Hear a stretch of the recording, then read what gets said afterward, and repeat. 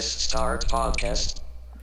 And welcome back to the Press Start Podcast. This is episode 100. And I appreciate everyone for coming and sticking around here for this long journey. We're going to dive into the journey a little bit later on in the episode, so stick around to that as we talk about the journey, bringing on Scott, bringing on Roger, because originally it wasn't this crew here. But we welcome you guys back here to this episode. I'm your host, Vic, aka Mr. Never Chillin'. And this week we were joined by Scott, aka Scobie1. How's it going, everybody? Glad to have you. And of course we got Lunatic Oblivion, aka Roger. Hey guys. So how you guys been, man? It's been about a week since we've been able to get together and talk a little bit. So what's up? What's up, everybody? Nothing much change really. Playing more story games with Disney lately. Just enjoying playing some co-op games. I got ended up picked up Raft last week, as you guys saw and we talked about a little bit, and then picked up Pikmin 4 this week and didn't even know. But the game's like, do you want to play solo or co-op? And I was like, I guess we're playing co-op. Oh, that's pretty dope. Cool. What about you, Scott? Anything new this week? Not terribly too much. Just kind of business as usual. Okay. Just picked up some extra games. Got sick of you guys talking all that smack every week. But, man. Other than that, it's just been a pretty normal week around here. Yeah, for sure. So, as you guys know, like last week I talked about that card that I'm looking into getting it graded and stuff. So, I was looking into it, and I had to email them because, like, to be able to ship the card, you have to like pick a certain service type, but then like you have to declare a value for the card that you think the card is worth. And like if I declare the card is worth $360,000 to $500,000, I have to select like premium 10, and that means I have to pay like $10,000. Basically, it's for like the insurance of the card. So I'm just like, can I like? Do I have to choose this one, or can I just get insurance through the shipping company instead of you guys? No, that's paying them to grade it.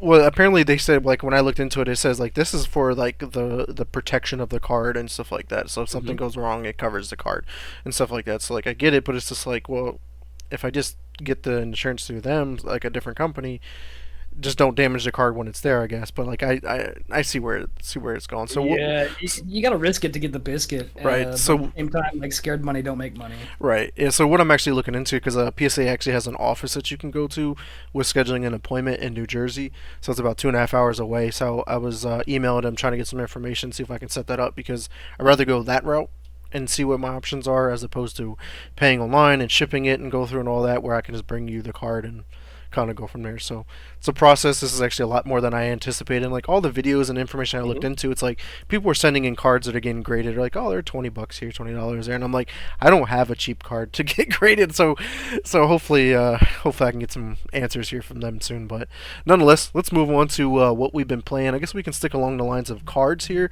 because both of you guys have been playing some MTGA lately. Scott, you've been buying out all of the stores from the Lord of the Rings packs. You pull any good ones? You enjoying Magic? How's that going? Well, so I personally believe that all of them are good, right?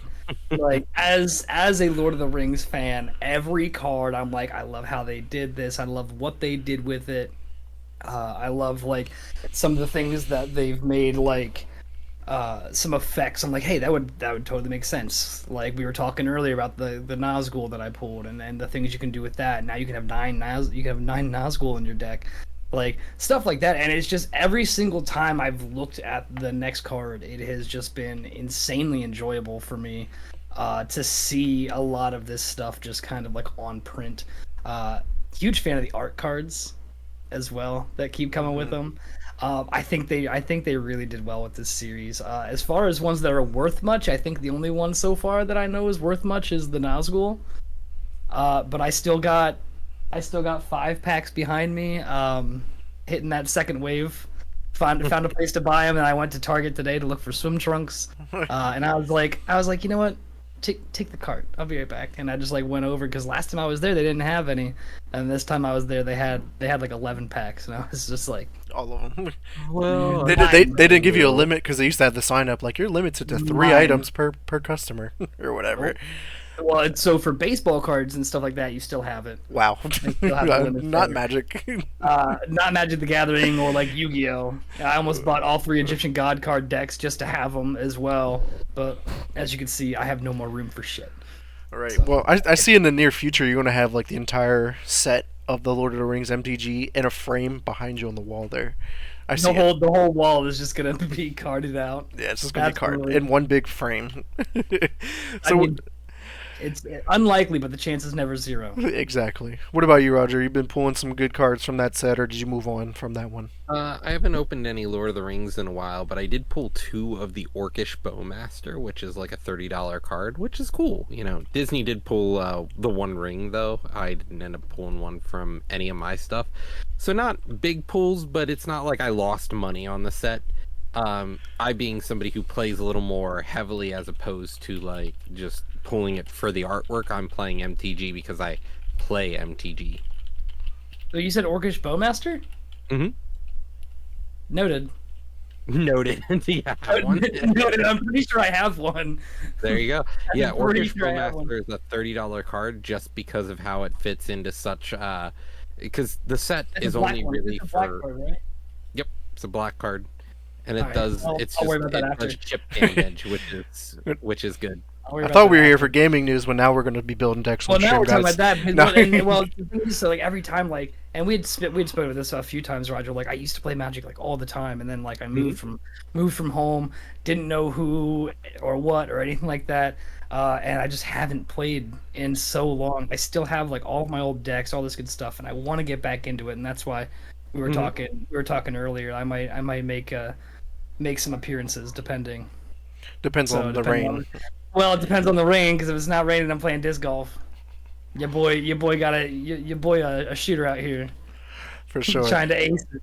So, let's just talk about Call of Duty real quick. Obviously, Inhuman's in the chat right now talking about he's still playing Call of Duty, even though we didn't ask him. But I'm glad that you're still playing Call of Duty in the dumpster fire that it is. But we have also played Call of Duty, guys, because guess what? We played in that Warzone tournament last week. Put air quotes around it because it didn't end in how we wanted it to because We of played.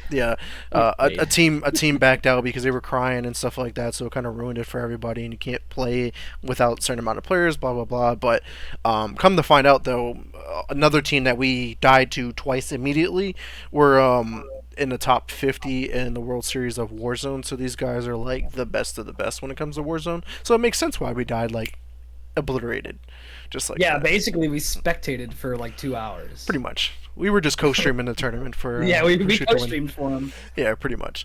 But overall, I mean, it was a fun experience. Could have been a little bit better, and obviously we took a lot of feedback from all of the teams, and we're going to be back and bigger than ever with our next tournament. So we're looking forward to that. Obviously, us three have a lot to work on if we're even going to compete at a high level where we can actually last a little bit longer, not spectate the whole time. So Well, maybe- it also made sense with that X13 auto yeah. Yeah. just being an Not knowing the meta is beast. just huge.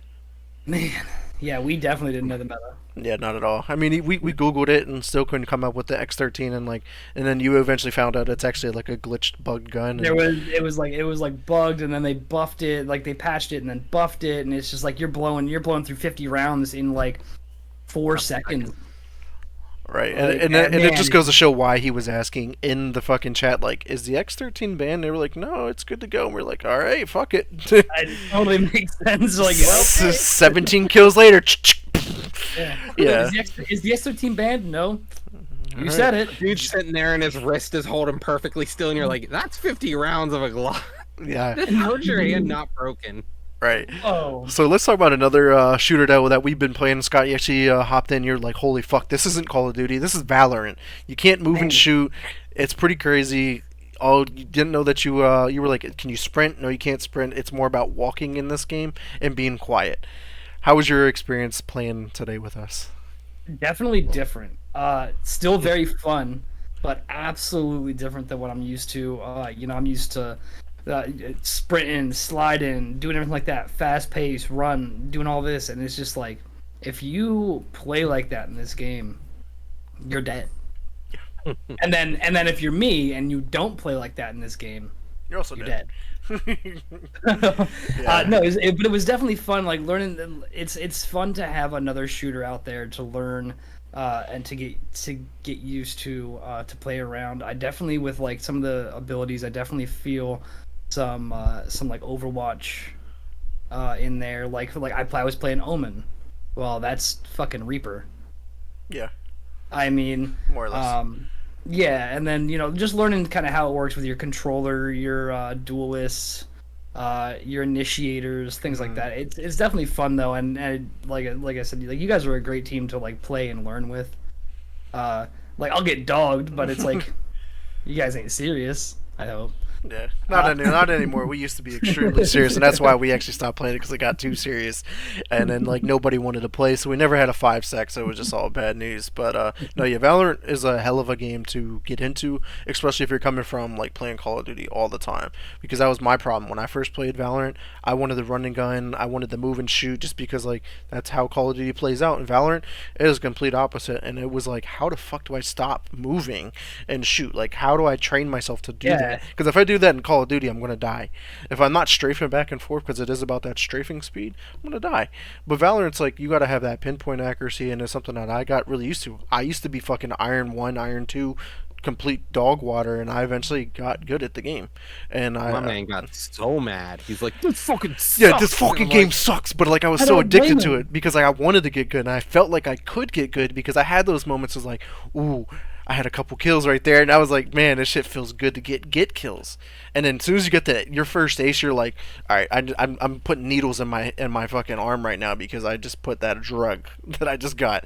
You juice. adrenaline. Yeah, like that shit's insane. But yeah, overall, Valorant's been fun lately. I mean, I probably played like 5 days out of the last 7, at least, and it's been enjoyable. Whether we're playing ranked, unranked, swift play, it don't matter if we're winning or losing. We're having a good time running into those Smurf accounts. You know, Hakeem got called out today. Hakeem joined us for the first time in about a year, and yeah, he was being called a Smurf. He wasn't even ranked yet, and obviously we're in a 5-sec, and like, you fucking Smurf. wasn't fair. And I was trying to keep pace with him too because like he's always like top fragging, and I'm like, I'm trying. He finished with 30 kills. I finished with 25, and I was like, man, I had to sweat my ass off to keep up with you. It's insane how good he is. But Meanwhile, you picture over to him and you hear like classical music. He's all right, like, his sipping eyes are tea. closed with a blindfold or some shit. Yeah. Like, Conte, Let's move on here to some other games that we've been playing this week. Roger, you picked up Pikmin 4. How was that experience with that brand new game? Pretty good, honestly. This feels like the next right step for Pikmin. It takes all of the classical Pikmin features and it doesn't ruin them while also expanding upon the gameplay. I think that's one of the biggest things for me is because you're now playing as a character you create and you're stranded on whatever planet you're stranded on because it's supposed to be like a clone of Earth, but the enemies that you're fighting are clearly not from Earth. So like it's definitely, it feels fun, but you're going around and like they've got a battle mode as they showcased where you're up against another player, another AI playing Pikmin like you are, and you're trying to beat them in a score battle while also dueling against them. There's a time trial where you're trying to be as quick as you can, and the whole game is about, it's sort of embodying the true form of a Japanese concept called dendori, which is the art of completing tasks efficiently and quickly and doing them well. And honestly, the game just feels good to play. Like every second I'm playing the game, I'm having fun. I don't feel at any moment I'm going, I hate this. This is horrible. You know, like why would you build something like this? Why would the developers choose to do this? I didn't feel at any moment the game was poorly designed. You know, there's always mechanics to help make the game better. There's even a town mechanic where you're going back and you're meeting all the people you saved and you're doing things. You're slowly evolving a little companion, that dog you see there that you're riding on top of. Like it doesn't feel bad at any moment doing any of the things they have you doing. Okay. And then you also found out that this one you can play as co-op. Were any of the other Pikmin co-op games, or was this like one of the first ones? This is the first Pikmin game that is co-op, and the co-op is kind of like Mario Odyssey or Super Mario Galaxy, and the fact that the second player is only sort of an add-on to that first player. Like, for example, I'm playing with Disney, and I have her running around. You know, she all she is a crosshair, but she's sitting there helping me fight enemies. She's throwing items at enemies and allies, trying to boost my Pikmin. You know, she's trying to help me clear obstacles to save time. You know, It does a lot of things that then I don't have to do with the Pikmin, so I can better utilize them as a Chinese sweat force. Like it feels like I'm running a sweatshop with Pikmin, while Disney's just running around and gunning people down like she's a mass murderer. When's your first line of Nikes coming out? Yeah, right. That's what it feels like. It really does. It feels like I've just got a bunch of slaves following me around. I got these Pikmin, and I'm like, you're gonna make these Nikes, and you're gonna like it. And they're just like, yes, sir. Yes, sir. Prisoners with jobs.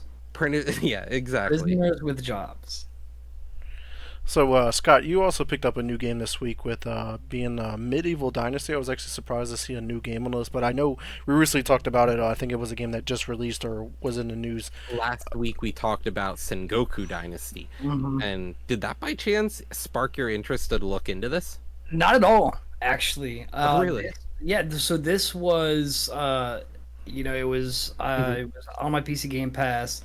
Just looking through some stuff. I'm still like, I love like the RPGs. I love that stuff, and this was a survival RPG, and I was looking at it, and I was like, this might be something that I have fun with. Like I can just kind of hang out and relax, and it was just that. So if you're not paying attention, it can be incredibly difficult. I was building my house and died because I didn't have food or water. Like just basic things that you're not paying attention to. So you actually have to like sit and like plan this stuff out. But it's really fun. First house is built. I picked a nice little scenic spot. So when I walk out the front door, I see way down the fields, and then there's basically just kind of like almost like this view a little bit that you're seeing here. And it's just fun. I haven't gotten too far in it to have any complaints, or say this was amazing, this was bad. I'm just having fun with it. Yeah, that's definitely dope to hear. And so for me, obviously I've been playing over. If you look at my list here, like Vic, you were all over the fucking place this week with games. And because I say that, obviously I played some Call of Duty, played some Valorant, but then I hopped over to Midnight Club, the OG from the PS1 time, and I was streaming that a little bit, giving my new Elgato capture card a go, and I have this new thing where you plug in the color is a color cord or AV to a HDMI adapter, but found out like it makes my video quality on my TV look darker no matter what I do. It is what it is. Like, because when I unplug the color cords from that and put it into the TV, it looks just fine.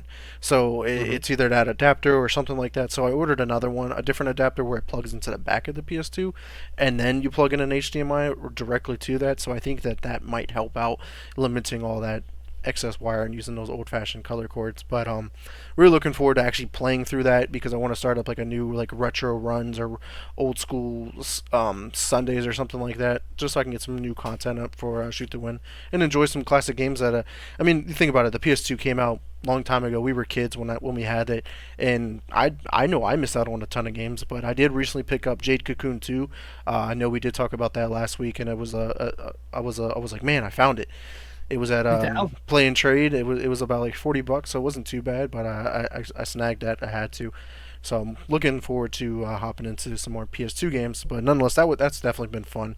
And then the other one I tested out with my new capture card was I hooked up the Switch, and I was playing my Mario Kart 8 Deluxe. Hopped in because I don't really play it that much, so I ran through a cup and won the cup real quick in 50cc, just real quick, and just to test that out. And that looks fantastic with the Elgato capture card. Because Roger, which capture card do you have? Is it the 60X or which one do you have?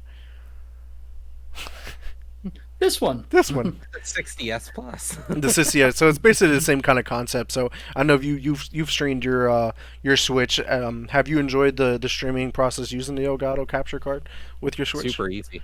Yeah. Have you tried it with the PS5 yet at all? No. Because I just stream directly from the PS5. It's just way easier because, it's across the room. Oh yeah, that's right. You don't want to carry that monolithic tower either. It might damage it. I don't want to have to place it over here next to me and hope it doesn't fall off. Right. So before we move on to my last game, I'm gonna save it to last because I want to give it like a quick review. Let's talk about Scott's other game here. You picked up Naraka Blade Point. We obviously talked about it. It went free to play. Obviously, you picked this up. I assume you picked it up on PC because I don't think you have a console to really play that on. How was your experience? Is this Warzone but with knives and swords? Uh, I mean, Warzone, probably not. But it's definitely like a really fun. I get sort of like an over the shoulder kind of pseudo league feeling with it. But it's super fun. It's weird to get used to. Once again, like I'm not playing Warzone anymore all the time, so I'm playing all the other ones. But it looks fantastic. It's easy to play. It's easy to pick up. The tutorial is very long, but for good reason, because there's a lot of things that if you can master the mechanics really well, you're gonna be an absolute beast. Like in the tutorial, one of the last things I had to do was like this 7-step combo, which was weird on PC, doing like a slide shift, cancel, uppercut, like random shit. Now, granted, when I got into my first match, did I use any of it? Absolutely not. I know it was a possibility, but I didn't care. But it's really fun. To remember. Yeah, exactly. I'm like, oh, I gotta start at the wall, then I gotta charge, and then I hit him, and then I slide, and then I cancel that, and then I uppercut him, and then like, no, I'm just trying to survive. Like, give me a minute. But the storyline also seems like really cool because you can play in there just like kind of how you do with Exoprimal. You can get into the multiplayer aspect, but it also progresses the storyline. Almost like now I can't even think of the game now. Go ahead, keep going. I was gonna say there are those games. Titanfall. Mm-hmm. Just like Titanfall, where your multiplayer games are progressing the story. The OG Titanfall before, because Titanfall, because the Titanfall 2 actually had a legitimate single player campaign that wasn't multiplayer integrated. But yeah, definitely it was weird, honestly, with the whole Titanfall. It was a story mode, but it was through multiplayer. Really weird. That's how this one goes. It's actually how Exoprimal has been playing out as well. Right, which I was going to ask you about next, because you were the only one to check out Exoprimal so far. I've seen a lot of great things, but you're playing this through solo, so it doesn't sound like it's playing as great. Yeah, it's hard to find like other people that can play when I play, so it just makes it a little bit more difficult. So as the solo aspect is definitely lacking, but if you had other people to play with this with, and you had like defined times when you guys were going to be playing Exoprimal, there's no reason why you wouldn't give it a good review. I mean, it's mech suits, it's dinosaurs, it's an FPS. Like, you have the separate ability. It's literally Anthem. It's like Jurassic Anthem. Like, it's fun. It looks great. I was having some fun with it. I just felt like there needed to be that little bit more. But with some extra research, I did realize that the further you go in, like the better it will end up being. So, I mean, just waiting kind of for that a little bit. But that's only my own personal opinion. When it comes down to that. Other than that, I mean, it looks great. It feels great. It's fun. You can pick your mech suits, all that cool shit. Right. Yeah. So, but if you guys ever want to get together and play it. Yeah, it's definitely on my list to play for co-op games. Added to the list for Inhuman or Paul. I know me and him want to eventually get into that because we still have to get to Back for Blood, which we have not picked up yet. Schedules have not been in a line. Just too much going on, obviously, right now. So I'm looking forward to Exoprimal. It looks really good. All the reviews have been coming out fairly good too, like 8s, 9s. So it's been a pretty solid experience apparently for everybody. So I'm personally excited. Saying is you want to play after this, right? Maybe, but it's like I don't want to start a co-op game if like we're not going to continue to play through the story continuously like all the time. So then we'll just do Sundays after the podcast. We could definitely look into stapling that Look time at that. in. You see, just give him the world, and he's just like, I don't know, guys. I don't know, man. I want you to be able to no, play because how many games have I started co-op and I have not been able to continue to play? What's your schedule look like at 10:45 at night?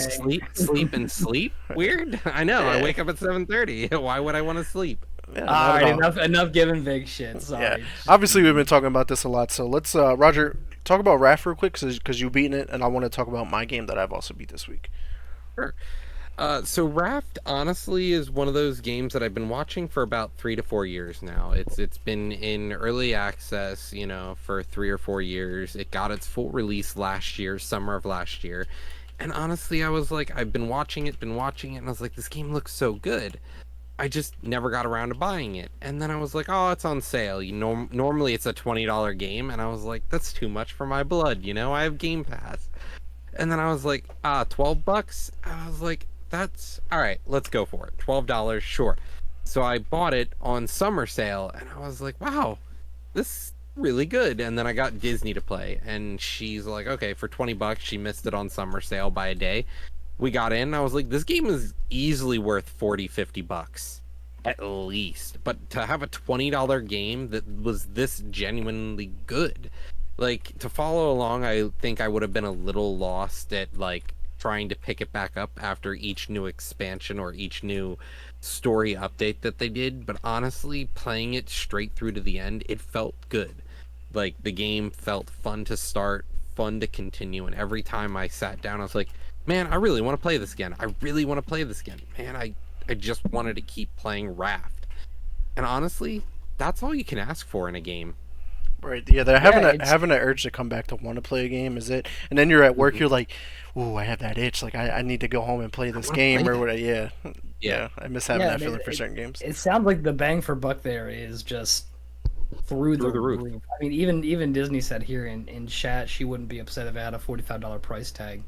Now, when you so let's go back when you were saying that 20 is too rich for your blood. Knowing what you know now, would you have just bought that and just been like, absolutely, this is for sure $20. best- Knowing what I know now, the $20 would have been just like a drop in a bucket compared to how much fun it was. Like, knowing that it is good as it is, and then paying $20 for it, I would have done that in a heartbeat. Excellent. Yeah, dope to hear. So I just want to round out our games played with Hogwarts Legacy, the game that I've been currently streaming. Obviously, I have recently beaten this game. It was also known as the Errand Simulator, but it did get really good, actually. I ended up giving this game an 8 out of 10, and the fact that like the story itself was really fantastic. Combat, fucking phenomenal. Like, being able to switch between the different spell, because you can obviously hold the right trigger and then switch, or on control the right trigger and then on the D-pad you can switch between the 4 different spells that you would have. So you have like 16 spells at any given moment. It made it just so fluid, because like once you use a spell, yeah, it has like a cooldown. So I was switching to the other ones and boom, boom, boom, and just doing rocking out like different combinations, because you would just use like Accio, and you would bring them to you, and then you use like the one of the I forget one of the fire spells, and it would do that like fire circle, and you're just lighting them all up. But the reason why though that it got an 8 out of 10, because like this game was really close from becoming perfect. Honestly, this game, and I'm gonna give you, I have 5 points here why it didn't get a 10 out of 10. Starting off big was the one we talk about all the time: no morality system. This was huge in this game. Everything you do in the game had a morality issue to it. Even towards the end of the game, spoiler alert, you had a choice between like, what did you do with the certain X item, whether you wanted to move along with it or destroy it, because I'm not going to spoil it too much for you guys. That shit would have mattered, but in this, and in the context, it didn't have any meaning to that part of it at all. Or using the unforgivable curses, like there was no repercussion. I was fucking Avada Kedavra and everything once I got that bitch. That was it. There was no nothing at all. So there's that. I did have some interesting issues with screen and color popping, like, and it would only mainly happen during like dialogue sessions when I would be with a character. Like when it was switching scenes and it would go to like a different character, like the color would like pop real bright and then go dark. And I know it's not my TV, it's just this game, because it's the only game it ever does that with. So I was like, this is a bit weird, but it wasn't game breaking, it wasn't the end of the world. It still looked fine, so it wasn't like glitchy or buggy like Cyberpunk, where shit was glitching through the walls and doing some stupid shit. But then, interesting enough, before I touch on my third point I put on the list, there was no reason to collect beasts or like any of the other systems in the game. Like, there was no reason to collect the beasts, because the purpose of collecting the beasts was then getting like their feathers and their skin and other shit that you can then use to upgrade your gear. But then I didn't find a point to ever needing to upgrade my gear, because I was always Finding new overpowered. And gear.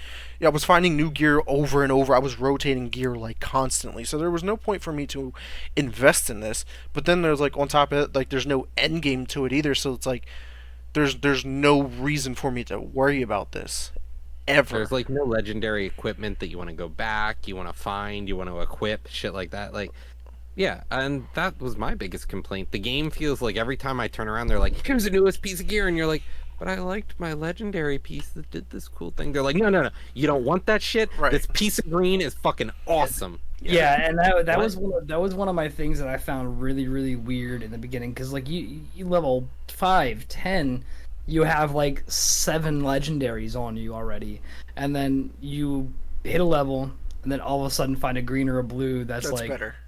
That's 3 times better, has more upgrade slots, has this, has that, and then even that didn't change. That never changed towards the end of the game. Like when one of the first pieces of loot you find is a legendary hat. Mm-hmm. Like okay, if this is just gonna be randomized, I'm just gonna find this shit.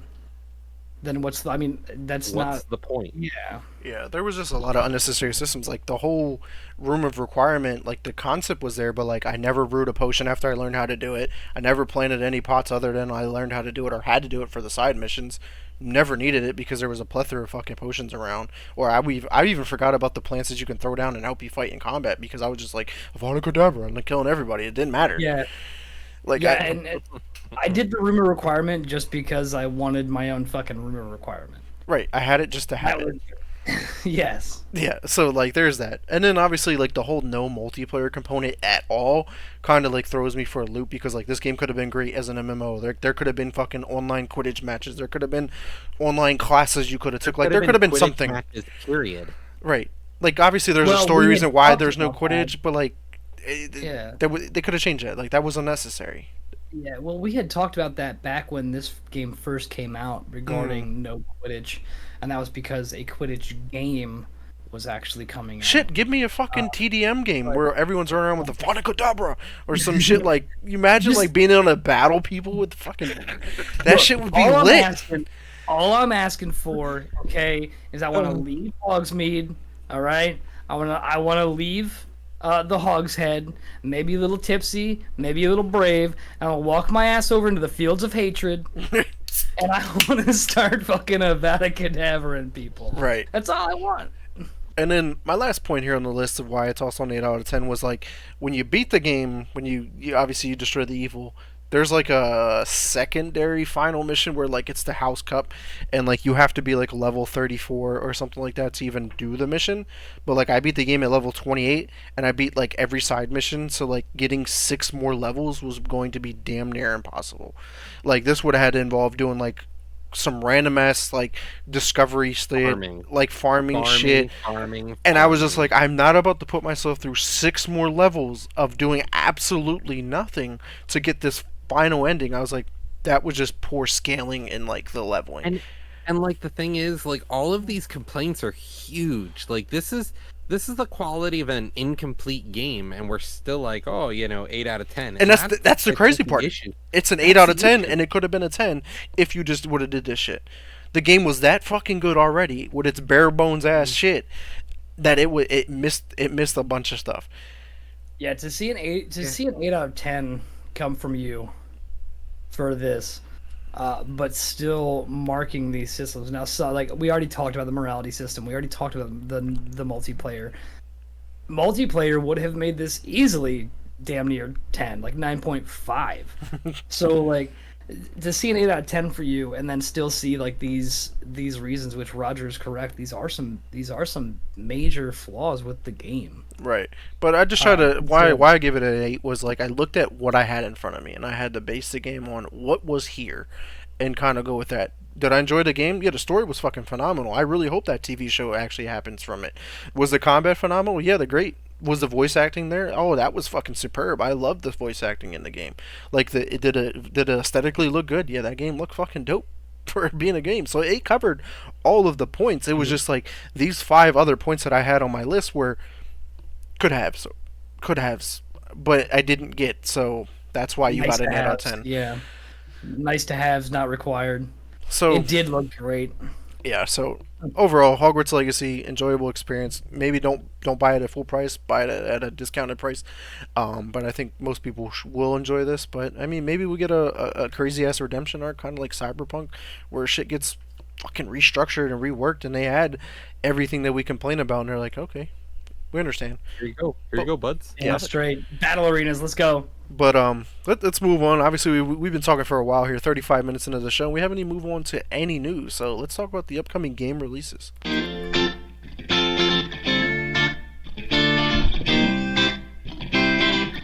All right, Roger. We had a decent list here. Honestly, there's a couple big hitters here. So if you want to go ahead and kick us off here. Sure. So we start out the week with Atari's first game in quite a while. First non-mobile game. Mr. Run and Jump is a game releasing for PS5, Xbox Series X and S, PS4, Xbox One, Switch, and PC on the 25th. That is Tuesday. Tuesday, you'll see a new platformer by Atari called Mr. Run and Jump. We have Remnant 2, the sequel to Remnant, coming out for PS5, Xbox X and S, and PC. This is a next-gen exclusive game. It is coming out also on Tuesday. This is a game you can find the first version of it, I believe, on Game Pass right now. The second game will not be Game Pass day one, though. It will be a purchase game, but may be coming later down the road. Next up, we've got Ratchet and Clank Rift Apart. This is another PS5 exclusive coming to PC. This is releasing on Wednesday, July 26th. You can get this game on Steam or wherever else you buy your computer games. Double Dragon Gaiden Rise of the Dragons, releasing on Thursday the 27th, will come out for PS5, Xbox Series X and S, PS4, Xbox One, Switch, and PC. This is a 1 to 2 co-op game, I believe, here, or is this a fighter game? I cannot remember. Which one? Double Dragon Gaiden. I can't remember. I think this is a fight 'em up game where you sort of like the classic TMNT games. You go through and you fight waves of enemies as you work your way across a map. Next up, after Double Dragon, we have Return to Monkey Island getting its mobile release on the 27th as well. This comes out to iOS and Android for your mobile phones on the 27th. The Expanse is finally getting its own Telltale game series, as we've heard before. The release of this is now this week. On the 27th, you'll see PlayStation 5, Xbox Series X and S, PS4, Xbox One, and PC receiving The Expanse, a Telltale series.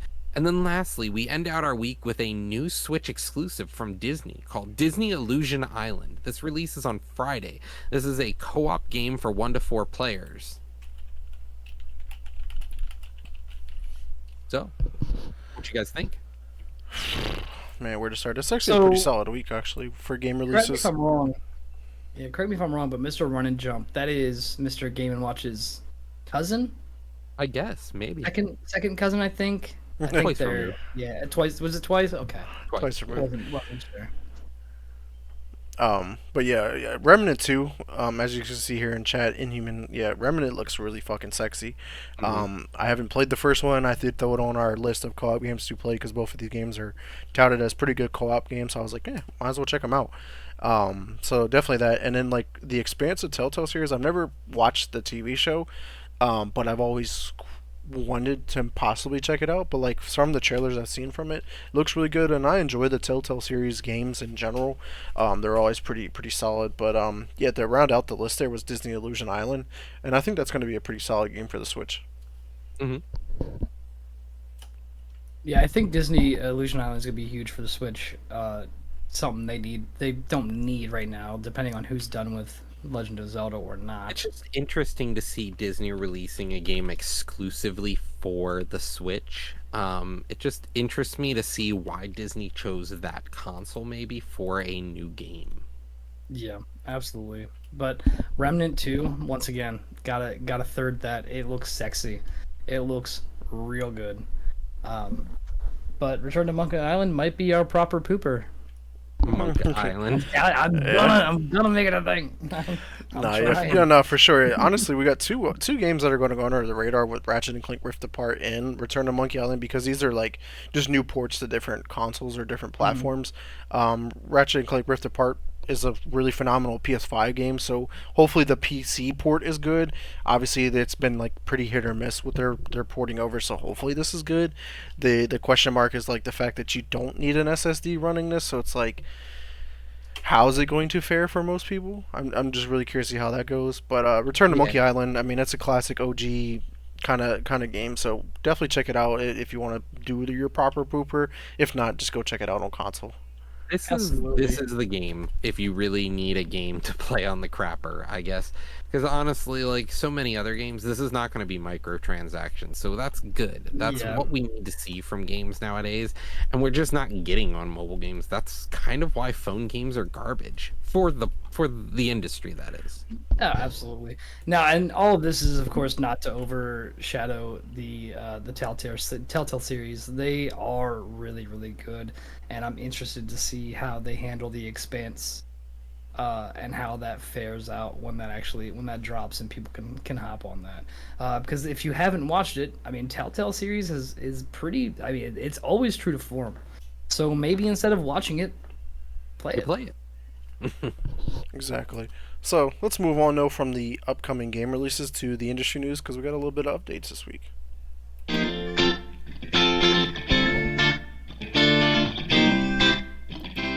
All right, so we do got an update in regards to the Activision, Blizzard, and Microsoft deal. The Ninth Circuit has denied the FTC's repeal of the judge's decision, and also the Supreme Court also has denied their repeal. So, and then actually I didn't add it to the list here because the FTC actually like pulled out of the entire argument, like including their court hearing that was set up for August to actually fight this. They were like, yeah, clearly ain't it. Like, no one's on our side. We're going to lose. Time to pull out of this. U.S. has now officially approved the deal, and it's only the CMA left, and that may take a little bit of time depending on the restructuring of the deal. So we'll see how that goes. But in regards to this deal in general, though, Phil Spencer has announced that Microsoft and Activision Blizzard has extended the merger agreement deadline to October 18th. This is coming from his tweet. It says, "We are optimistic about getting this deal done and excited about bringing more games to more players everywhere." And basically, they pushed the deadline out because, like, if the deadline passed, they had to like owe Activision Blizzard like a couple $1,000,000, and they were like, "Yeah, we're not going to do that just in case like for some reason this deal can't go through." But they did this so that they can clean up what's left with the CMA. But this deal is going to go through in the next couple of weeks, I think. So exciting news to finally see that this is going through. Everyone has been checking the boxes of like, is this going to hurt competition? No, this is actually better in competition because it's bringing more content to more consumers, and what's better than the consumer, right? Yeah, I mean, all the agreements. I mean, it's bringing more stuff to different cloud services and different platforms. Like the Nintendo Switch is going to get Call of Duty again, or the new Nintendo console. Whether it's a new Call of Duty, old Call of Duty, because we're going to talk about it here with the updates to the old Call of Duty servers again. But I think it's overall great news. Roger, what's your take? Because usually you throw the whole devil's advocate here at us. Yeah, honestly, I'm at this point. They've gotten the purchase; it's gone through, so I'm all for it. I just hope that they do right by the industry and they don't start, monopolizing on the fact that they own Activision Blizzard. Like, I hope consumers across all markets get to see the games they want, and I hope that we don't see like price spikes, for example. The last thing you want to see is WoW subscriptions go up in price or things of that nature.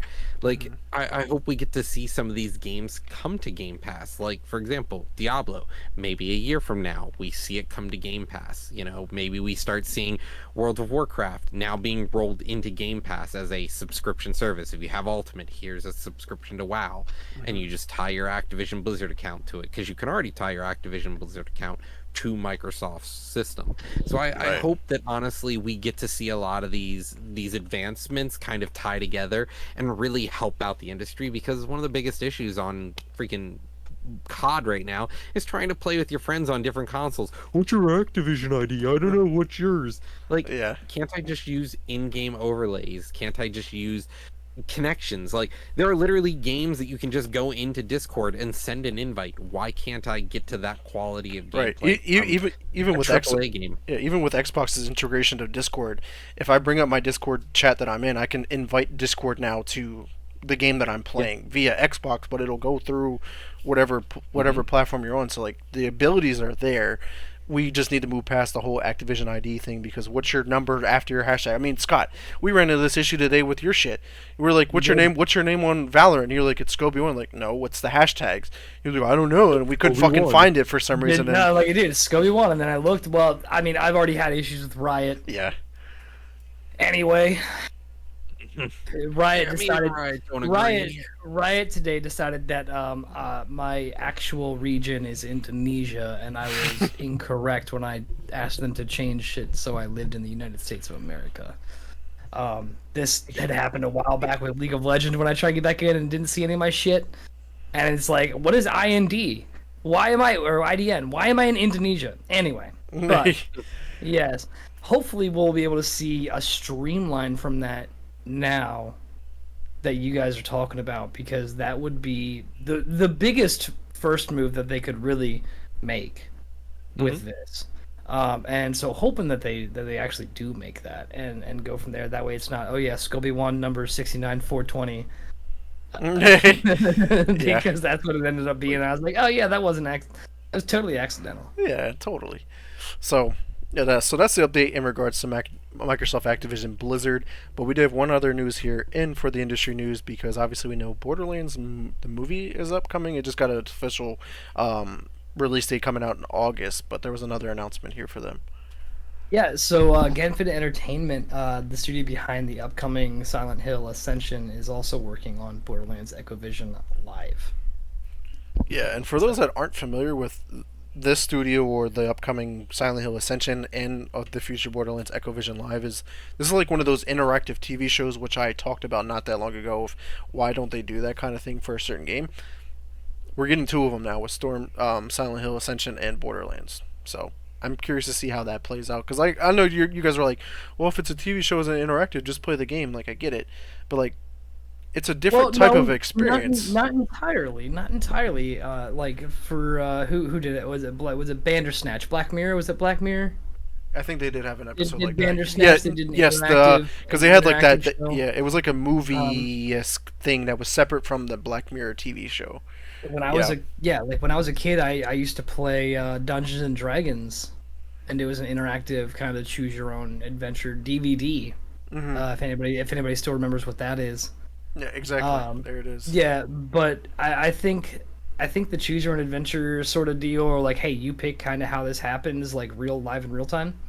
I think it could be fun, and it's definitely not a hey, shut up and go play the game, sort of deal. But I think with having them do both, we're not gonna see a variety, which kind of worries me a little bit. Yeah, I'm curious to see how that plays out for sure. Roger, you have any take on this upcoming interactive TV show or movie? Honestly, I think it's a way for non-gamers to get into gaming, which I think is a huge part of it really just I think it's a huge part of getting more people into gaming in the same way. And I'm really excited to see something like this, because it allows people who just don't typically play games or can't. Like, for example, today Disney struggled with like platforming in the raft. Like, you can't even complete the game if you can't do a platform. So like, there are people out there that just struggle with games, and so to see something like this, honestly, I want to take back my statement that like, just go play the game. Well, maybe you can't. Right. Maybe you just can't finish the game as is. It's good. Oh, I was going to build off of that point, because like you're right, and we also can't forget that Borderlands also has their like quote unquote Telltale series. You got the Tales from the Borderlands, and then the new Tales from the Borderlands that recently just released. So it just kind of eases you into it, and then like not only do you the interactive TV show, now you do this like visual novel video game. Then you can go play the actual video game of Borderlands 1, 2, 3, and the pre-sequel, and then there you are. You got the entire Borderlands experience. And then you got the movie coming out later. I think the level of involvement at the user level really also speaks to like who might want to play this. Like, you know, sometimes I want to come up here and I want to play games, but you know what? I was in the same room for 8.5 hours already working. Maybe I don't want to be in here. So, you know, maybe I want to go walk the dogs and come back and watch something. And okay, well now I can choose kind of what we're doing. So it's also whether or not, you know, people might struggle with certain aspects of video games, but it's also like, do people just want a super simple like, hey, here's 3 choices, pick it and see what happens? I think that's also to help with that gateway drug that we're endorsing here for video gaming. They can get that three options, pick one, like the outcome, not like the outcome, and then be like, wait, well, what can I do here? Reset. And then just kind of just delve deeper into that maze of video gaming and mechanics. Yeah, definitely. So we'll see how that plays out. I'm really excited for that. I'm really looking forward to the movie as well. I mean, it has a pretty star-studded cast as well. I just hope that they follow the lines of their most recent video game adaptations to movies and continue to put out those good performances and good quality films. So we'll see how We that just goes. hope it's not Halo. Yeah, definitely not Halo. That's for damn sure. So Who's let's currently getting beat by the next people. right. So let's move on to our gaming news.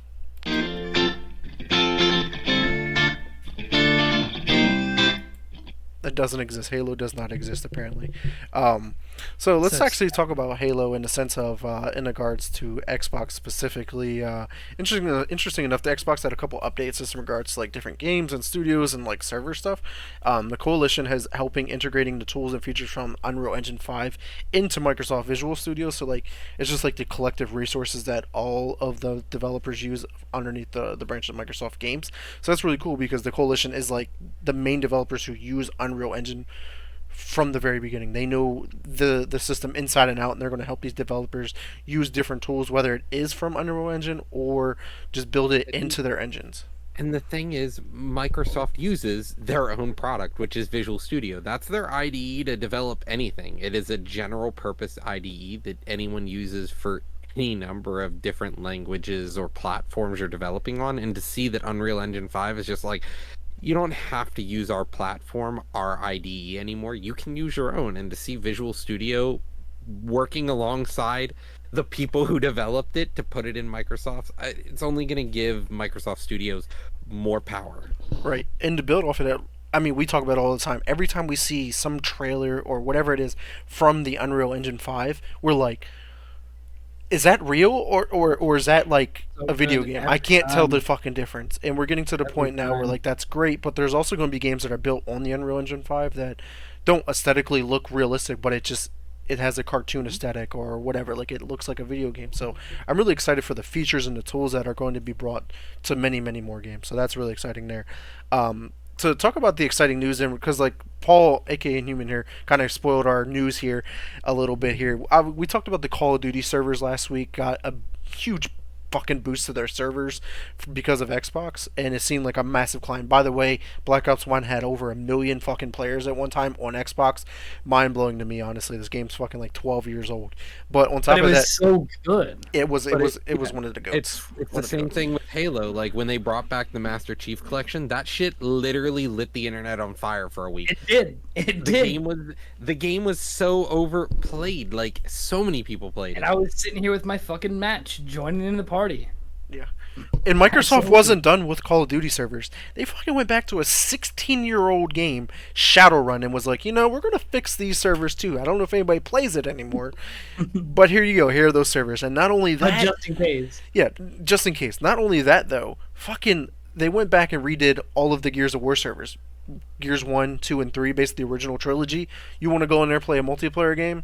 You're going to be able to find matches without any problems again. Well, that was theirs anyway, so yeah, they should have done that to begin with. But it was like an outdated game, and they were like, why would we want to do that? Oh, people like these old things. People want to go back to these old things. If they're not carried along to the new technology, it's going to be impossible to find a game unless we update them. And that's what they did. All this does is still it feeds into that fear that we've already reached the pinnacle. Yeah. They went back and they've updated servers from 16 years ago. They've updated old Call of Duty servers, and everybody went and played that shit. Not only did people go and play these games, people wanted to play these games on the Xbox, and now the Xbox Series S and X have been being sold out everywhere. It's almost becoming impossible again, like the beginning of the pandemic. When you wanted to buy these systems, impossible to find. Now they're becoming impossible to find again. Why? Because everybody wants to play these Call of Duty games. Because look at these charts here. In the United States and the UK, the top 5 sales. The United States, Call of Duty Black Ops 2 was number 1. Modern Warfare 2 was number 2. Black Ops was number 3. Modern Warfare 2, which I don't know which one was in which order here, was number 4. And then Modern Warfare 3 was number 5. The top 5 selling games in the United States was Call of Duty. And If 4 of I those was- were old ones. If I worked for Treyarch or like Infinity Ward back in the day and I saw this, I would feel so fucking validated. It'd be unreal. Nobody could tell me shit. Like, this is incredible. And it goes on. The UK, top game was Modern Warfare 2, then Black Ops 2, then Black Ops 1. And then for some reason, the 4th best selling game in the UK is The Crew. Don't know where the fuck that shit came from because that's a really old fucking racing game because The Crew 2's out. The Crew Motorsport is on its way out, so mind blowing there. And then Modern Warfare 3 was the 5th best selling game. So 3 old That's Call why of I'm Duties there. excited. It just shows us that we need a collection just like Microsoft did. Microsoft did the Master Chief Collection. Look how well it sold. Look how well it does. You can choose any game, any install, do it as you wish. Call of Duty is already doing this. With the last iteration, when we had Warzone and we had Black Ops, and you could go in and install whichever campaigns, whichever games, whichever multiplayers, whichever Warzone you wanted in that single game. And then they were like, this new edition, they were like, fuck that shit, we're done with that, moving on. Like, all we need is a Call of Duty collection. If they're gonna keep the servers on and they're gonna do this, then what we need is a Call of Duty monolithic structure again, where it's a launcher that does all your Call of Duties and it can manage all of them. Pull it out of the Activision Blizzard launcher. Get rid of that now that Microsoft owns it. Build a Call of Duty app, and it's just literally what Call of Duties you want to install. All right, we got you. And then you just What's the application that boots up when you fucking load Call of Duty? Call of Duty Headquarters on the PC, yeah, right? exactly. Just fucking do that. Just bring do it- that. basically Take just it out of the do- launcher. Just build it Call of Duty Headquarters. That's it. And you play Call of whatever Call of Duty- Duty you want. Multiplayer, single player, spec ops, co-op, zombie, whatever you want to play.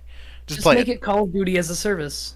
Call of Duty as a service. It's not there happening. you are. It's not happening. And you know what? If at the end of the day you have to like click it and then it launches a new game, so be it. Who fucking cares? Just do that. Make it work. It'll work so much better.